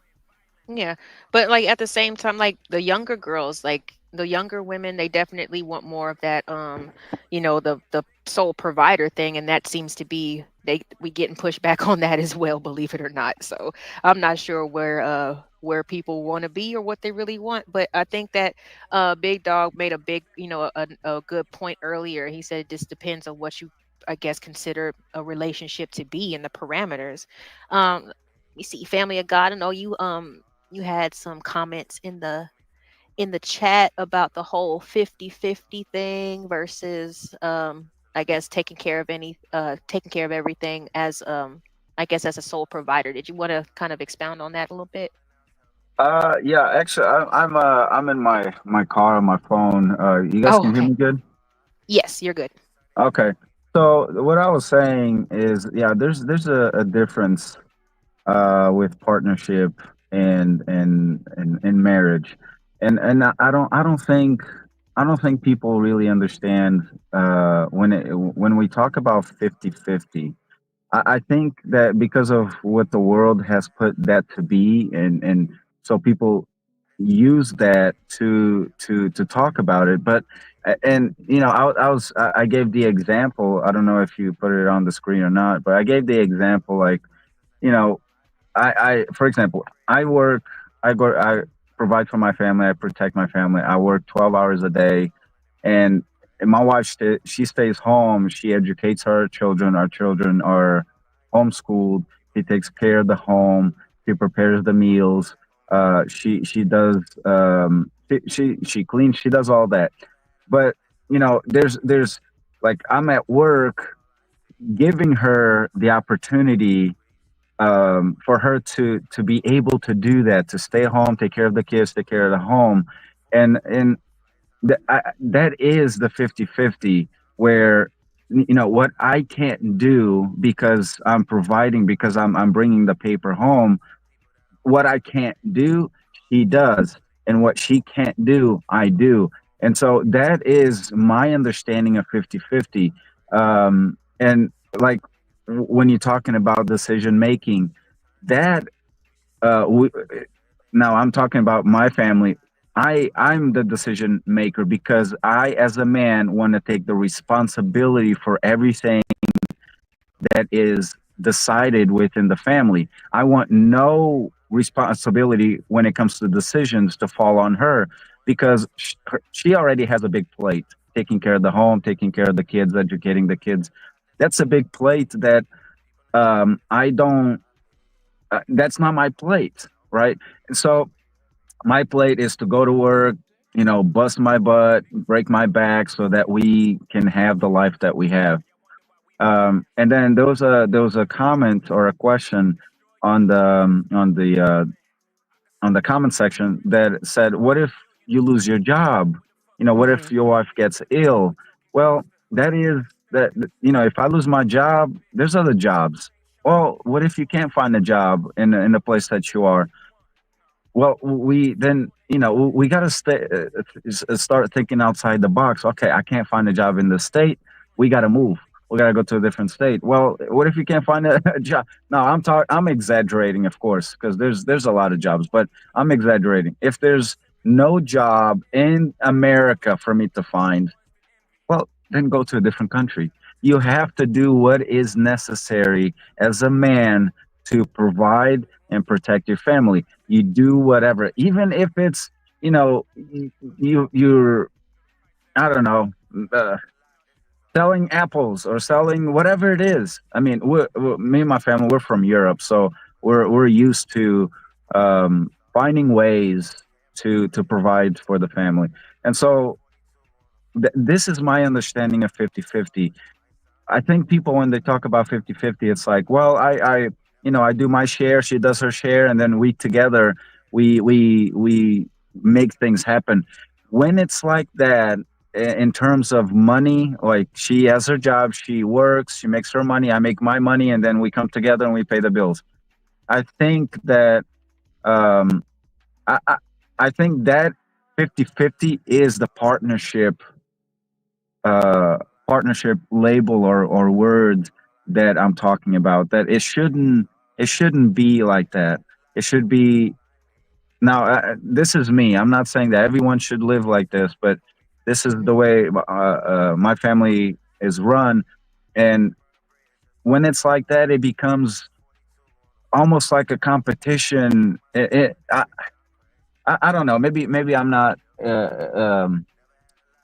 I don't know. Maybe I'm not making much sense, but I don't know if you guys took anything from that. I heard. Yeah, we're here. I'm here, but I'm gonna tell you something, and this is what I think. What a lot of individuals in these spaces talk about with the 50-50 versus traditional is that what you just said, the competition part. Why make it a competition? No, it becomes like that. It's not like you have to make it. It almost, it becomes naturally becomes a competition, because then, um, it shouldn't be a competition. Yes, and I'm not saying that the woman can't work or she shouldn't be working. That's not what I'm saying. If that is what it's necessary for the family to strive and to move forward, then so be it. But I think that in today, and now I'm talking about today's time, maybe 20, 30 years, 40 years ago, that wasn't a big issue. But today, because of social media, because of all the things that around the minds of people, the eyes, what people hear, what people see. It becomes almost a competition, and not just that, but then a lot of things come to the surface where then there's, what something happens, and then the wife, she sees all the money she's making, and then, oh, I don't want to be with you anymore. I can deal, yeah, I can raise my, or provide for myself, I can provide for our kids. I don't need you anymore. Now we got to go to court, divide the family, the kids stay with the mom, and um stuff Yeah, like that that, happens. that's the thing, and we see it play out, right? We see these high end couples getting divorced, lawsuits. Everyone's trying to get the best out of it, and you know, is that really what relationships are supposed to be about? Like just what we can get out of it? I mean, this is the time we're living in. Um, it's kind of unprecedented, and we just take it in our stride. I think what dude Yeah. was speaking about is total facts. Like, but to be with a woman that can actually just be there for you, like, ain't a bad thing. Like, I'm gonna be that man that's gonna be there for you too. What's wrong with that? Mhm. Like, I ain't interested in nothing else. What I want is a relationship. Take care of our kids. I'm gonna go to work. If you want to go to work, you can do your work. But I'm just saying, like, you don't need to. And what's wrong Right, with that? right. Yeah, I think when you like, uh, this is me. When you say partnership, it almost seems like it's a family business. It's like we're a business together, and you know, f- marriage and family is not a business. It's something that Yes. it's Yeah. it. So the 50-50 thing, right, is it's like an ideology. So if a lady look for me anyway, I'm just saying, I ain't speaking for everybody, but if a lady just came into my life straight away and she's like, yo, we're 50-50, I'll be worried because it's just Yeah, what is right, going on. right. Like, I ain't trying to like infiltrate on your prestige, or you may be qualified to do something. Like, you may be able to even earn more than me, but that's not the point. The point is when we like turn around and get into a relationship, it's supposed to be a relationship. It ain't supposed to be like, Yeah, oh, it's this or that. Like, and it just leads to too many conversations that just makes your life drag out, and that's all you're gonna talk about. Like, who's doing this, who's doing that, like how much you yeah, earning, because it's stress. Like, I was with a yeah, teacher, like my ex-wife was a teacher, and the amount of books she had to mark in the middle of the morning and that, like, she's just stressed. I don't want you to see mhm, stress like that. Do you know what I'm yeah. saying? Right. Yeah, and You let me don't give even you need this. to do it.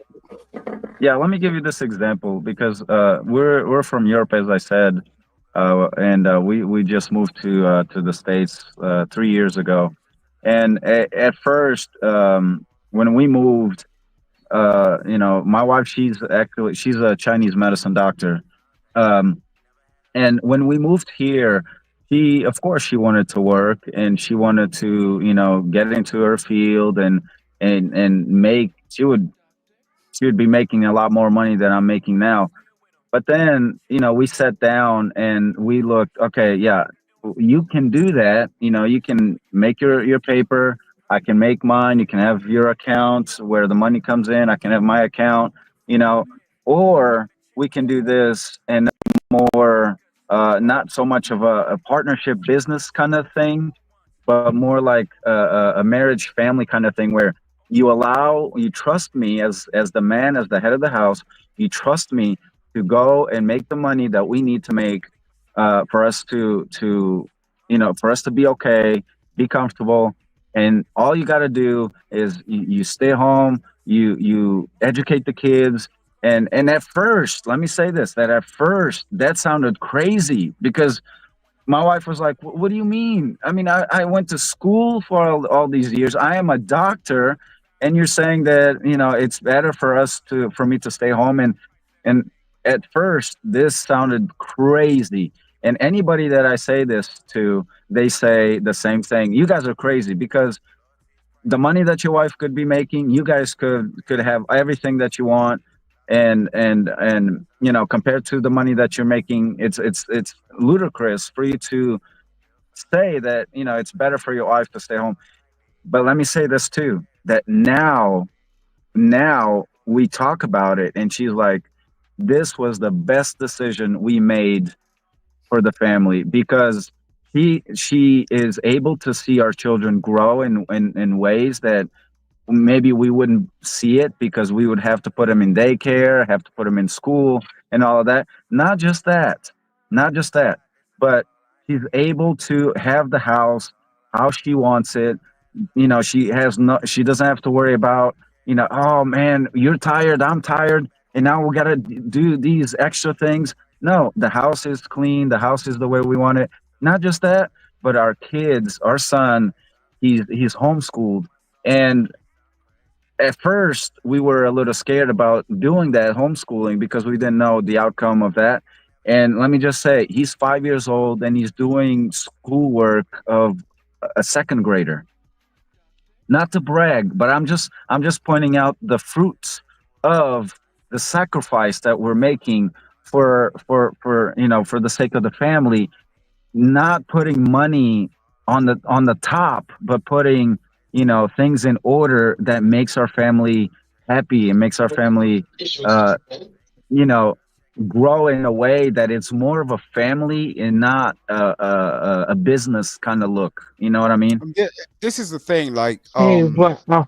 what most people don't like understand is the emotional cost. Like, you know, the invisible silent invader that will come into your house and come into your life and like be invading you with some extraordinary thoughts and making you feel like you got to be like competing with everybody. Like, if you actually find someone that's on your level, you'll be cool with them. Like that, it'll be over. Like, you don't need to pay attention to anybody else. It's just like that's all it is. And then you know, there's not many people on earth that can actually find a real person to be with them and just be content, have children, and just live your house and not think about like what everyone else is competing about. You know, that's one of the most difficult tasks on earth. Yeah, I hear what you're saying. I hear what you're saying. Yeah. Hmm. Yeah, that comparison Mhm. factor is Yeah. definitely there. Okay. Especially just hey, Oh, yes. sorry. Hey.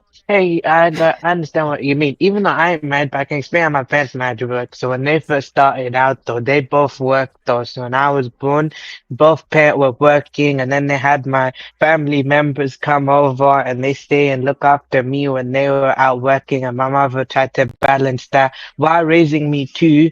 And I got what I needed to get. And then by the time my sister was born, she chose to stay home because my dad got a better job though when I moved to Saudi Arabia. That time when my dad got a better job, that time that's when she stayed home for like that long, many years though. Stayed home and she looked after me and my siblings though for a long time. And then after when we all grew up, she decided to start working again. Now, in the same field she did before. Like she did childcare though when I was younger, so she decided to work in childcare again, and now she's just doing what she needs to do because me and my siblings are growing up now, so she feels she has more time to do other things that she needs to do. She's got a lot of self love though, back then and now, but she just feels that now since we are growing up, she needs to do something now. Yeah, I mean, it's all about, what you're willing to I mean, not just, compromise with the other person, but just like in life in general. I totally understand where you're coming from.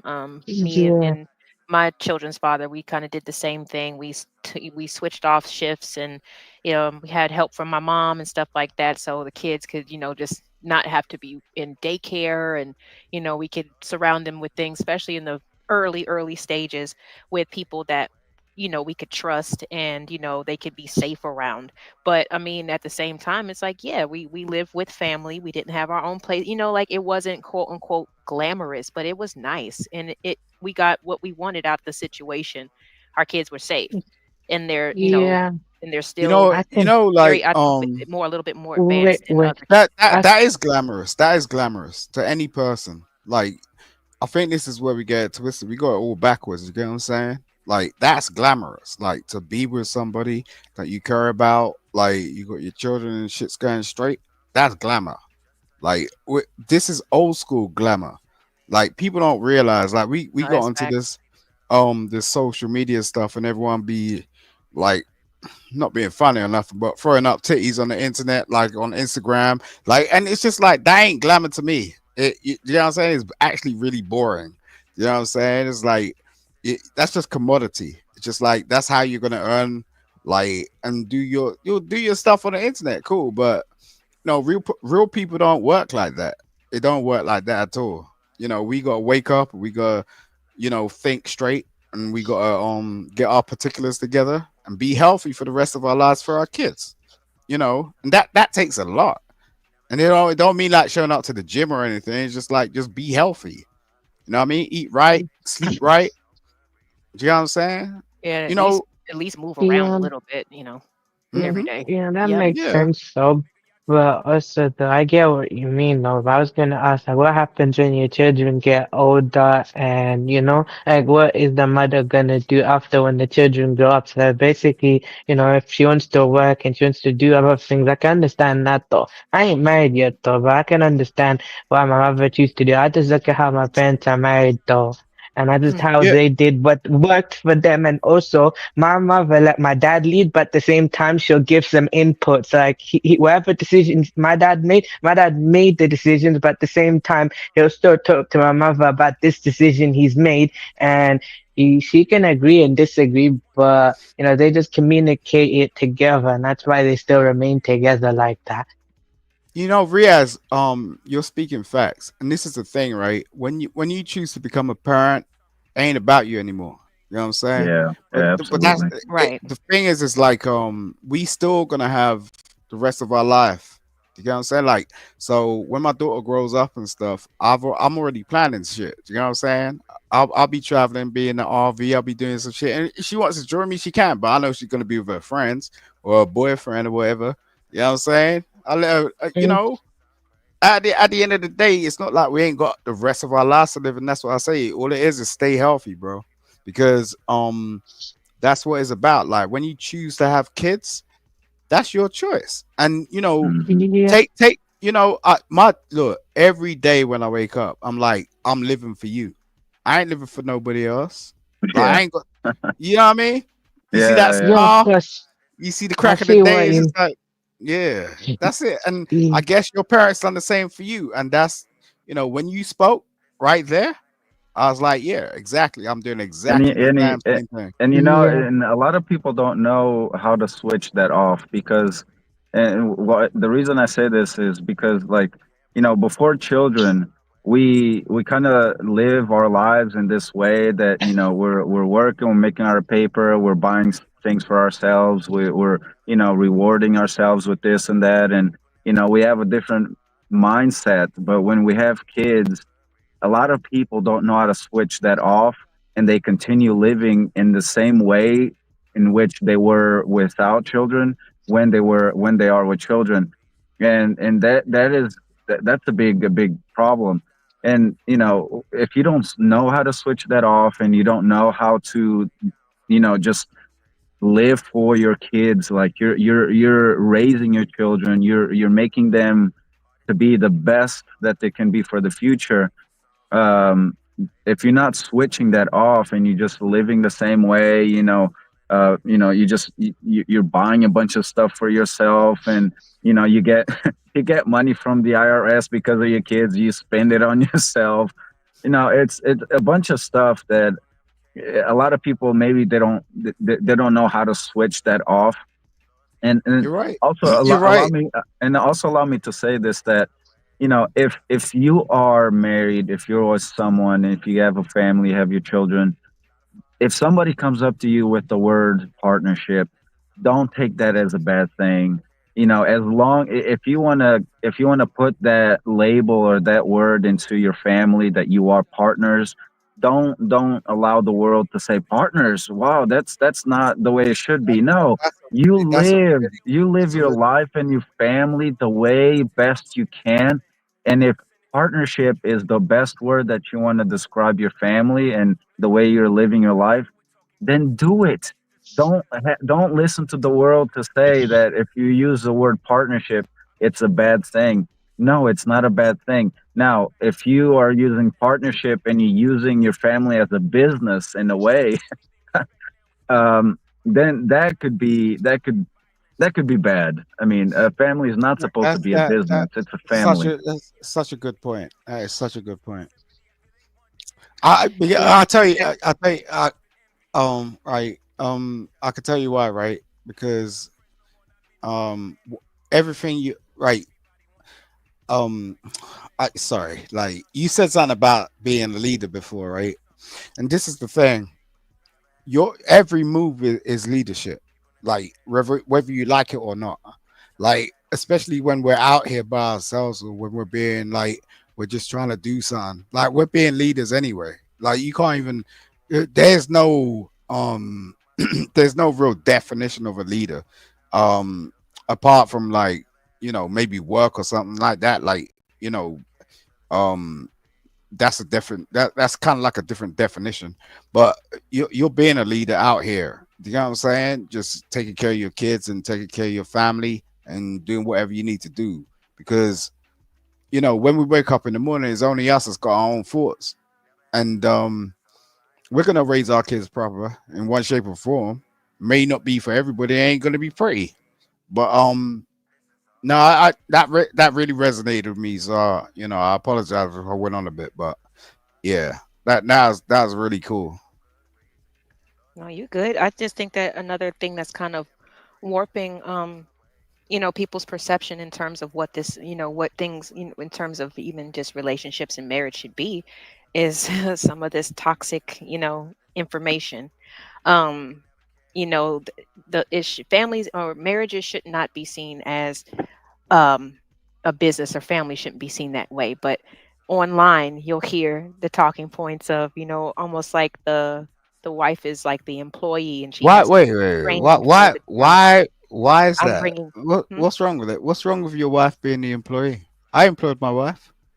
No, no, no, no. Like in the role as like when okay, because you guys were just saying that family should not be ran as a business, but the analogy that is usually said or ran online is that that's pretty much what it is. Like, yeah, she's If going you to have her outside job, but then like I guess the way so that the dynamics in between the husband and the wife is so more if you like if that. you if you got if you got But married tomorrow and your husband employed you, you wouldn't like it, or you said what now? if you got married tomorrow.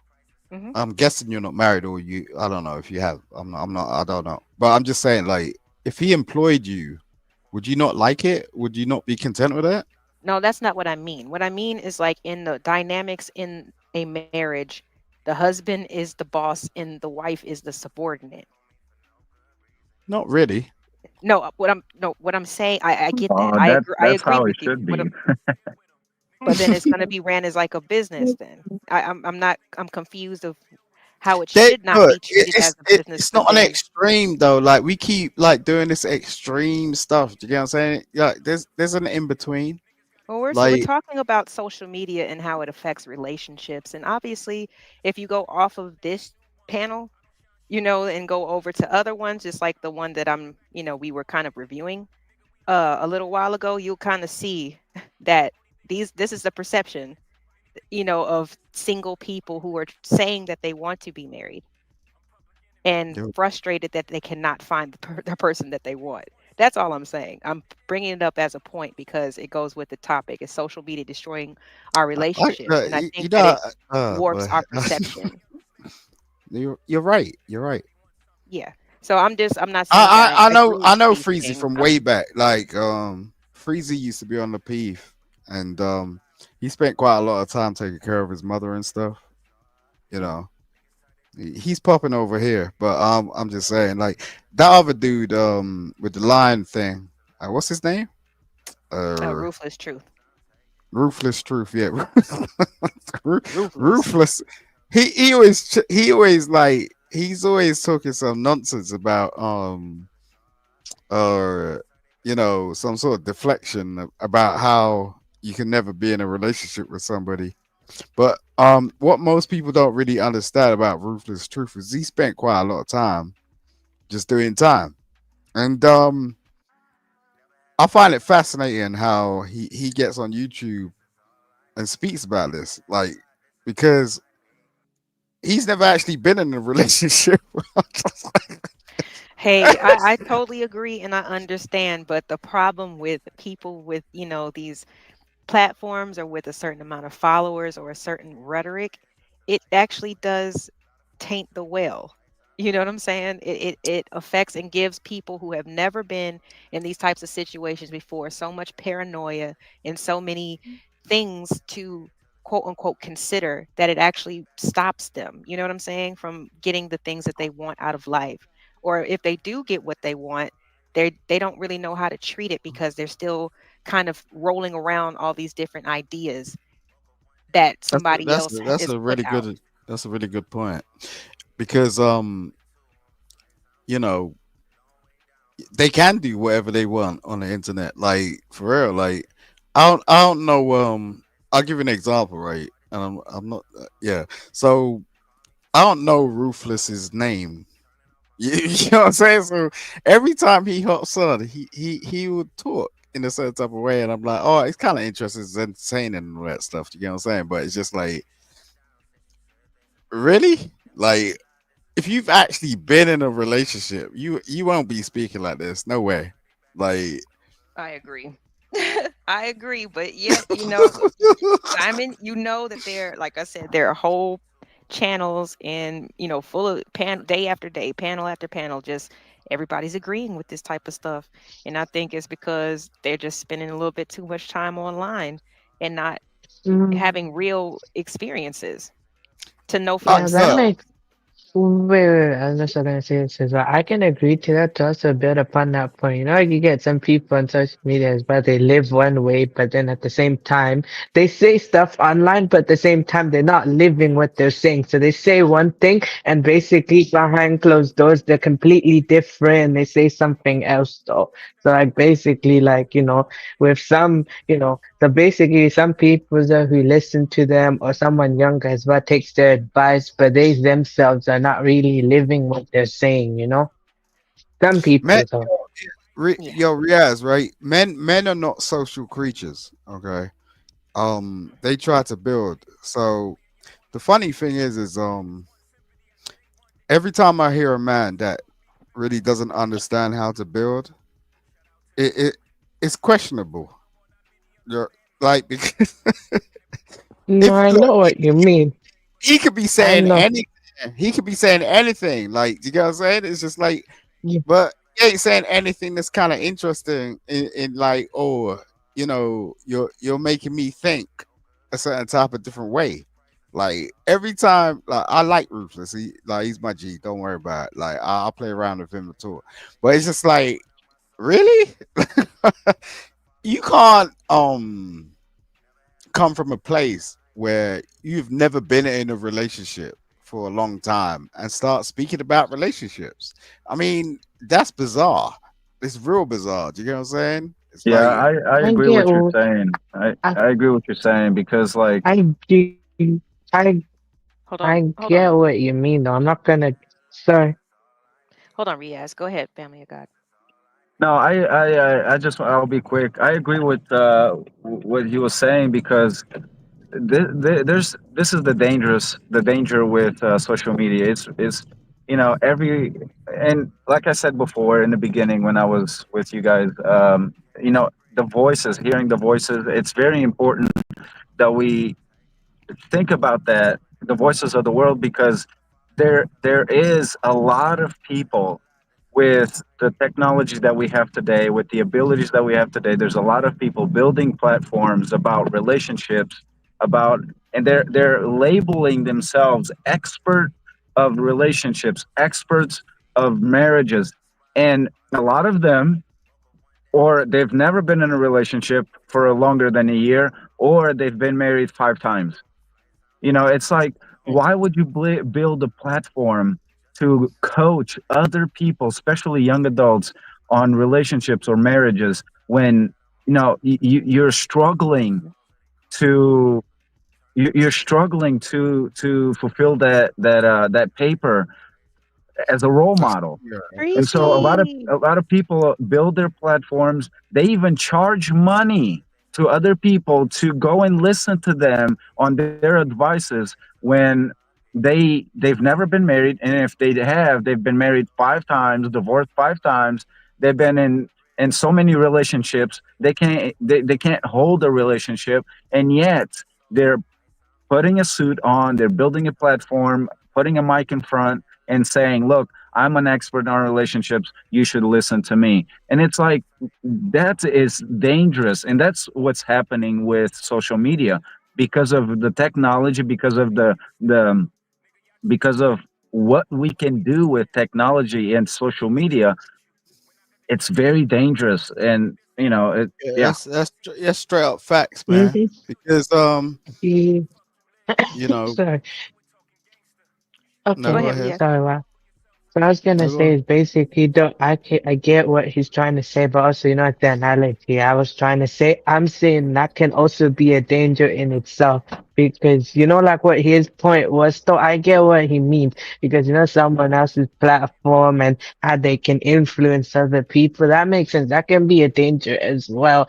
Like like when some people, right? They basically live one way and they say all these things like to the point that he was saying no, they preach all that, and then when they turn it off to someone else, and also sometimes though, that can also what you call it be a little bit of a danger as well, because some people though, some younger people, like some people know some people know how to tell the difference, but I'm saying you get some people who don't know, and they take the word as full truth. I mean, there can be truth in it, but at the same time, you know what I mean, no, right? Can be a danger. Oh You know, yeah, for sure. Riaz, Riaz, Hold you on, sound really, cool, really bro. quick, y'all. Hold on, really, really quick. Just shouting out, we got no captivity, Freezy in the building himself. Hey, bro, hope you're doing well. We are kind of going over, here and there, one of your live streams. Thank you for tuning in. All right, guys. Oh, LA, I'm gonna catch you later, okay? Okay, all right, no problem. Thanks for coming up, Simon. Love you, Take girl. care. Bye. Okay. Mhm. Okay. All right. Yeah. So go ahead, Riaz, and I then I'm gonna play it a little bit more, and then I'm gonna shut it down. 'Cause I've been going for about 5 hours. We met a couple of goals in terms of our likes. guess Definitely got it shared out, and also some new subscribers. Thank all of y'all for your support and for your participation. If anybody is so inclined to support the channel, it can be found on either Venmo, PayPal, or the let me see, Cash App, and that would be the LA Project. All right, go ahead, Riaz.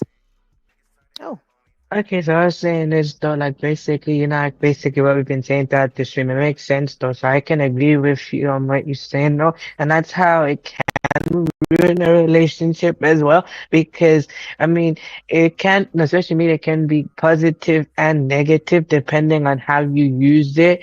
And like how we basically explained everything. It can ruin a relationship though, depending on how you use it though. Like if you use it like mhm. that's how I'm saying it. How you use it can ruin it, and what a person says can either influence a person in a good way or a bad way. Of course, we got critical thinking skills as well sometimes, though. But I'm just saying, some people as well don't really have them, or they just basically feel to. Some people also feel like they don't really have some kind of purpose, or they don't really feel like they can trust their own thought at the moment, and they'd rather basically listen to someone else. I mean, there's nothing wrong in that. It's just that, depending on what they listen to, can be used negatively against them.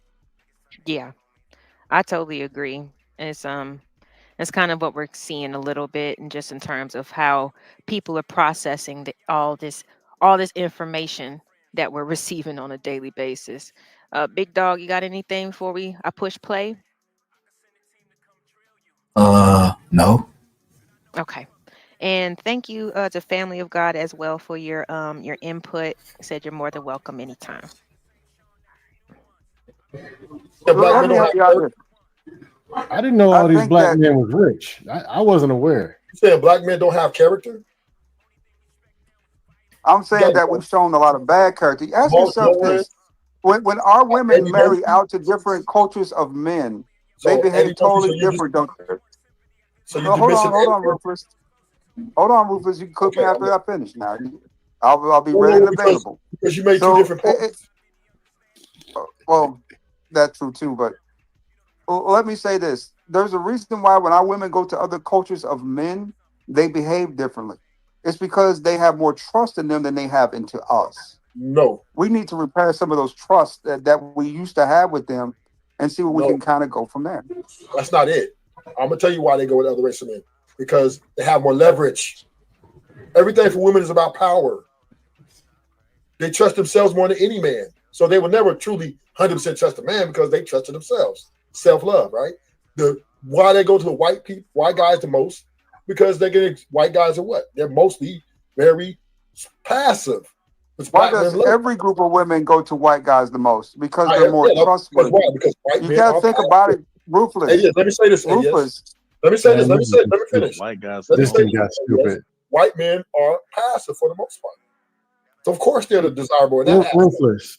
How do a black people exist if all the women are going to other races? I didn't Everybody be say all mixed, right? That women. shit I didn't say crazy. all Like, women. what the fuck are y'all ADS, Wouldn't talking about? everybody be mixed? I was addressing ADS state. Now, if you want to go into a whole other conversation about why, No. I If don't, I, if all these women and all these people are going to other so races, wouldn't what I'm everybody telling be you, mixed? ADS is, hold up, Sam. And I've said There to wouldn't be ADS no black people. Freezy be is mixed. What are you white men, talking about? white men are mostly passive, and that's why I'm they get ran part over I'm the part most. Rottweiler. Right, the white men get ran over the most. Really quick, when they always talk about, I guess these, I guess when black women choose to date out, why do they always think it's white first? Like, is that the only other race?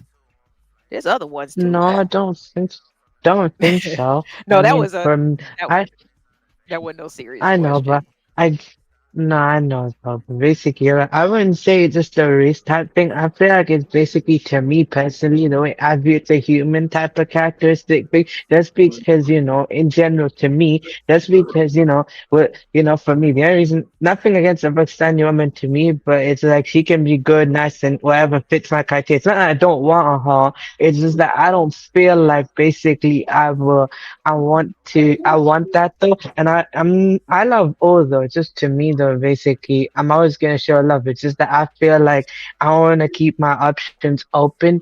That's just how I feel. I want to keep my options open because it's just about attraction and how I feel and I'd rather be with someone I love, and I just feel like my option would be better if I actually did it outside my race though. Nothing against the same race as me. She can be good and I'll be fine. I'm cool with that. I just feel like there's more to it. And it's not also to what he's saying. No, nah, that's wrong, man. Because basically, the other reason they go to different races because they actually feel some kind of attraction. Because it's not always the case, but sometimes they say opposites attract. So we may be different, but there's just something that they feel that attracts them there. So that's what I take out of it in summary. To him, nah, man, that's wrong. Oh yeah, yeah. It's just I totally agree. Definitely. I mean, some people kind of like, I guess, have, I guess what they call preferences or whatever. And some people just genuinely just have a connection and fall, in love with someone that is from a different race than them. So I think people should just go Of with what course. they like. But it's just when it comes to this, so with this conversation, it's focusing on white, and I guess because he said that they're more passive or something like that. But I don't know, man. It's just funny how, I don't know. I'm glad that But the other guys see, ain't really agreeing with him. you know what though, LA? Yeah. It's crazy because Ruthless just said that black women run the white men because white men more passive. But Mhm. but why do black men want white women so much then? That's a good question. That is a good question. I don't Mm, know. I know this stuff doesn't make any sense, right? It kind of just placates yeah, into, making themselves feel better about But he the fact said that they ain't got he, what they he want. gave he gave the answer though. yeah, It's yeah. control. It's I power. get what. Mm. I know. Wait, I get what you mean though. Do You're you right think? though, and I also feel like this is what's my preferences as well. Like basically, I've always said my preferences is black women though, because for me, it's like my school experience though. So when I went to school, basically, the only girls that wanted me was the white and black girls though. That time of the school I went to, so there's not many, Pakistani girls there though. And basically, if there was, that was mostly on a friendship type thing. So for me, the white and black girls wanted me, and I also just, had a good experience with that type of thing. I just felt something that just, brings me attracted to them, not just how they look and other stuff like that. Just more about how intelligent they are, their faith, everything, man. That's just why I feel more attracted to that. Not Yeah. saying other women is like that. Woman is woman. That's just how I feel. Every woman's unique in a different way. I just feel like I got a unique preference that I like. Mhm. Yeah, I mean, I totally agree. What I'm saying, understand what you're saying. Because you got to go like where, you feel comfortable and people who gonna treat you right. So that to me, that's the the only thing that should be important. Now, big dog, you said that it's about control. Do you mean like, in terms of like in terms of like a black guy with a white woman? Like Rufus was saying, it's the passive, the quote unquote passive Okay, behavior. just whoever I guess is just okay. So you really think that Yeah. when it comes to by like interracial dating that that's what it's primarily about, controlling the other person? Because what's the narrative and the talking points between black men and black women? Black women too masculine, black men too controlling. Mm. So they'll like people will go out and decide their race and try to get somebody that's the total opposite of what they are and find out they still running into the same shit. Yeah. It's the perception of It's what you think it basically, I is. just bring it back to Uh-oh, right. Riaz, you kind of I feel like this is well. hold on, Riaz, you kind of Oh, breaking up a sorry, little did I bit. cut him off? Oh, okay, I'll drop and come back. My bad. Okay. All right. Yeah, it's the perception. I guess so. I mean, I don't know. Like in my situation, I wasn't trying to, control anything. I just honestly, I don't know. I got tired of things going a certain way. So I just finally opened up my options, you know what I'm saying? And it was somebody But that I ended up vibing with. see what it is that like with just being a man is like you got a program and then they always talking about women don't want to follow your program, but who says every woman supposed to follow your program? But they'll call y'all masculine, hard, whatever the case may be, and it's like, well, bruh, all black women not gonna follow you, bruh. Right. You know what I'm Right. saying? It depends on what you got going on. If she rocking with it, she rocking with it. If she ain't gonna rock with it, she ain't gonna rock with it. But you ain't gonna sit there and throw something to a Okay, I, Hold on, Riaz. Go ahead and okay, finish. sorry, I was good. Yeah, I can I hear was you just now. gonna ask if I'm good. Yeah, Okay, you good. cool. All right. But like I was saying, you just ain't gonna throw a program out to Lauren and Lauren follow it if it's some negative shit in there she don't like. And then the minute she say something about it, she gonna say, "Oh, she bullshit. She stubborn. She did like nah. She called out some bullshit and she said something about it, and you mad because she Hmm. called out your bullshit." Right. Right.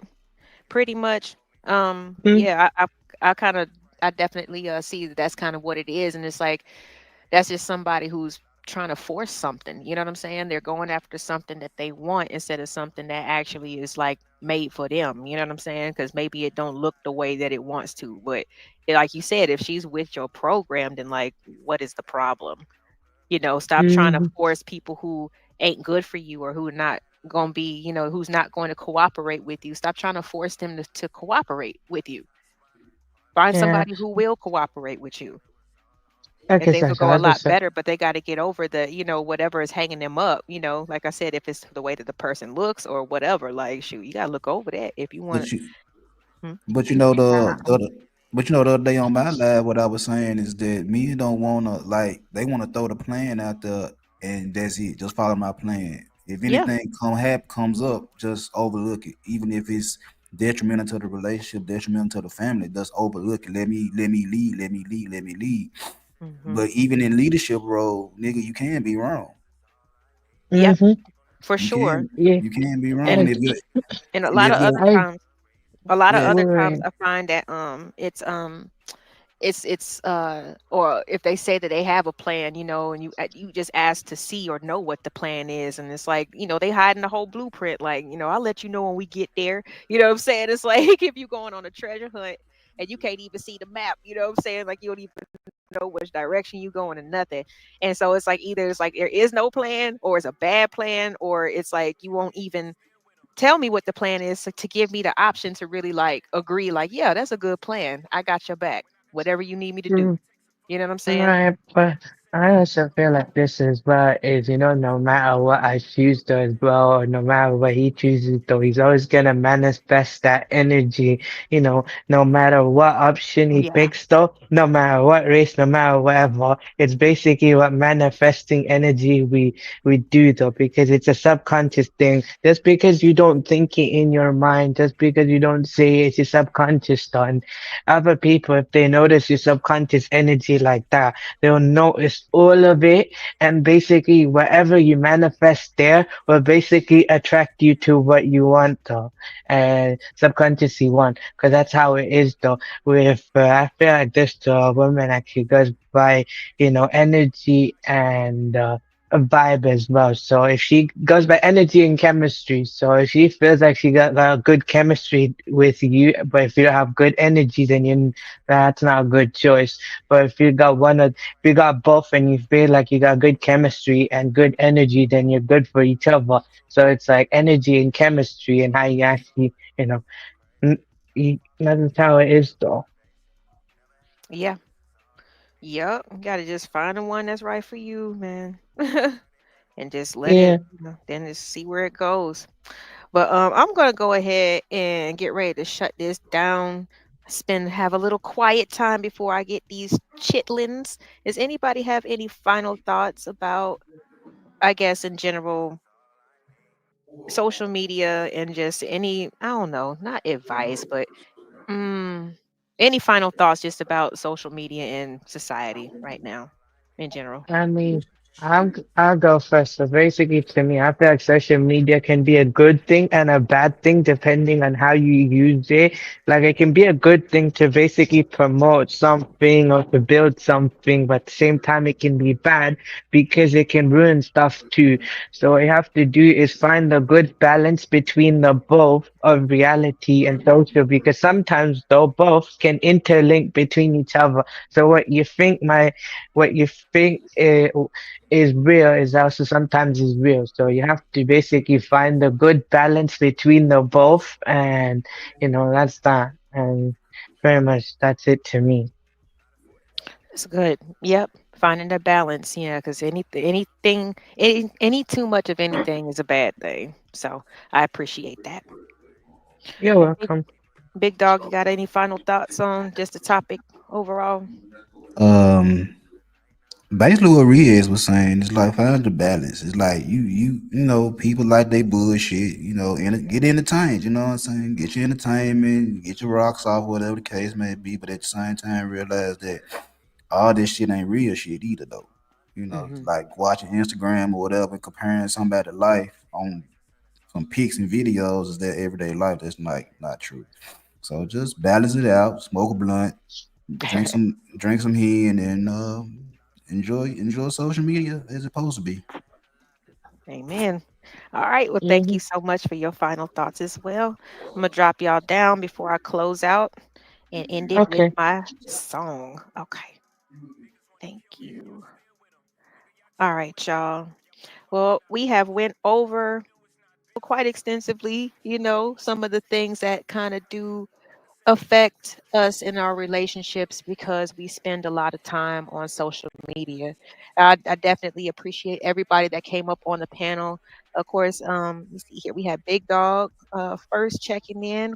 We had Tommy B, Young Riaz, uh, Family of God. This is our first meeting for the first time. So nice to meet you. and Simon. Who else did we have up there? I think that's pretty much it.